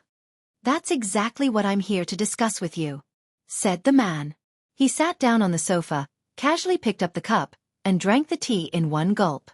At the side, Jiang Shen saw that Gong Jie was holding his teacup. He frowned and raised his hand, wanting to say something but hesitated. However, due to Gong Jie's abuse of power, he did not dare to say it out loud. He heard that this brother-in-law of his had a serious case of mysophobia. He was afraid that he would be beaten to death by Gong Jie if he said anything. "I might have found out Yu's whereabouts." Mu Yaja heard this and reacted for a few seconds. He stood up abruptly. "What did you say?" "Gong Fan." Gong Jie said a name. "A few days ago, there was a war in North Africa. The Gu family's Werther was acquired by hurricane. I remember mentioning this to you." "Okay." Mu Yaja asked again, "What's the connection between these two matters?" Chapter 3566. My father said that this child was left behind by him. But from what I know, it's not possible that this child is my father's direct descendant. "So, you suspect that it's Yu?" "Yes, that's my initial suspicion." Gong Jie analyzed further. "Coincidentally, I heard that after Yu went missing, this child was with the Gong family. It said that my father arranged for him to recuperate on a private island. This means that this child's health isn't good either. These characteristics are consistent with Yu's." "I heard all of this from others." Mu Yaja asked again, "Do you have any concrete evidence?" Jiang Shen and Lu Jinyu listened quietly from the side, unable to express any opinions. Gong Jie continued, "Gu Jinglian just returned from North Africa. He's the only person who has seen that child and is still alive." "What do you mean?" "The Gong family has ordered that anyone who has seen the child's face is dead. This means that my father has protected him very well. Hence, no one knows what he looks like or who he is." As Gong Jie spoke, he frowned and said, "Some time ago, Hurricane acquired Wei Ert. I heard that it was a forced acquisition. Logically speaking, given Gu Jinglian's character, he would never give up that piece of land. I'm guessing that Gong Fan must have used something to threaten him and forced him to sign the agreement. As for why he didn't kill him, I don't know either." "Are you sure?" "It's precisely because I'm not sure that I didn't tell Xianxia about this immediately. I'm worried that if that child isn't Yu, it'll be another disappointment." Mu Yaja nodded as well. "We have some leads on this matter. Let's keep it from him for the time being." "Wait!" Gong Jie suddenly stood up. Suddenly, he thought of something and his expression became serious. Mu Yaja saw that he looked nervous and didn't say anything. He was worried that he would disturb his thoughts. He must have found some useful clues again. Gong Jie turned around abruptly and glared at him. He suddenly said, "Lisa." "Alice." "What?" "I remember that there was a long period of time when Alice wasn't at the headquarters. After Yu went missing, there was no news of her at the headquarters. I don't know where she went. If Yu was really brought back to the Gong family by father, then he must have been injured. Plus, his body needs to be nursed back to health, so he must need someone with great medical skills to look after him at all times." "Alice is a doctor?" "Yes, she's a medical prodigy from Hurricane." "Who is Lisa?" "She used to work for me, but I sent her to Yu to be Yu's personal bodyguard. I haven't seen her in a long time." Mu Yaja said, "If we find Alice and Lisa, we might be able to get some clues." "I can't find any traces of Lisa, but Alice is in Hurricane now. If I go back and ask her, I might be able to get some information." Mu Yaja nodded. Gong Jie left the capital. He took a private jet and rushed back to Hurricane's headquarters overnight. Gong Xiaoying wasn't on the island. He found Alice. When he saw her, she was researching medicine in the laboratory. Alice was surprised to see him back. "Why are you back?" Gong Jie smiled and said, "I wanted to have a drink with you." "Why are you busy?" Chapter 3567. In the pub. When Gong Jie took out the red wine that he had kept for many years, Alice could not help but feel flattered. "I see that you've been hiding these wines well. Why are you willing to take them out to drink now?" Gong Jie smiled and filled her glass.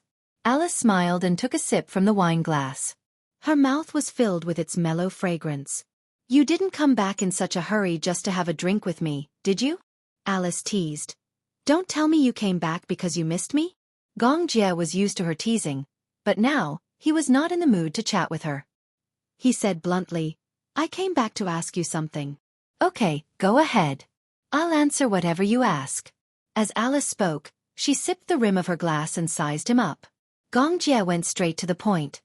"Some time ago, you disappeared for a long time. No one knows where you went." Alice's hand that was holding the wine glass suddenly paused as her gaze froze.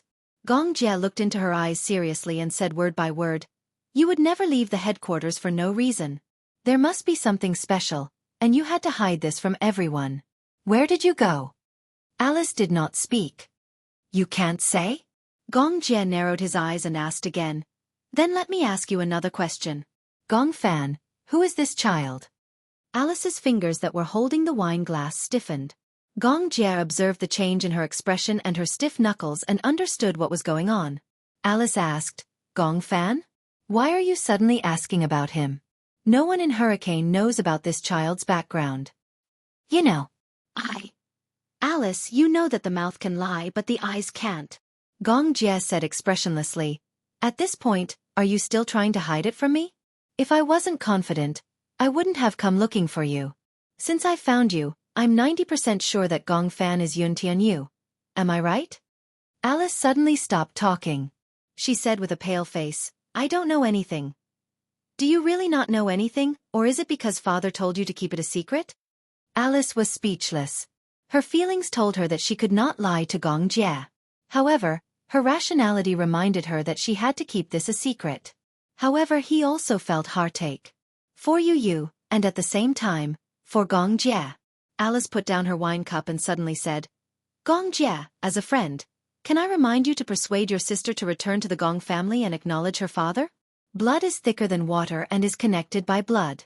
How can a biological daughter not acknowledge her father?" Gong Jie narrowed his eyes, his expression a little gloomy. "Alice, are you implying that father hid you as a punishment for sister?" Alice looked away in a panic. "I didn't say that." Gong Jie suddenly grabbed her chin and forced her to look at him. "Alice, look into my eyes." Alice looked up at him. Gong Jie said word by word, "Alice, if you lie to me in the slightest, you'll regret it." "Gong Jie, do you know that we've been looking for you like crazy,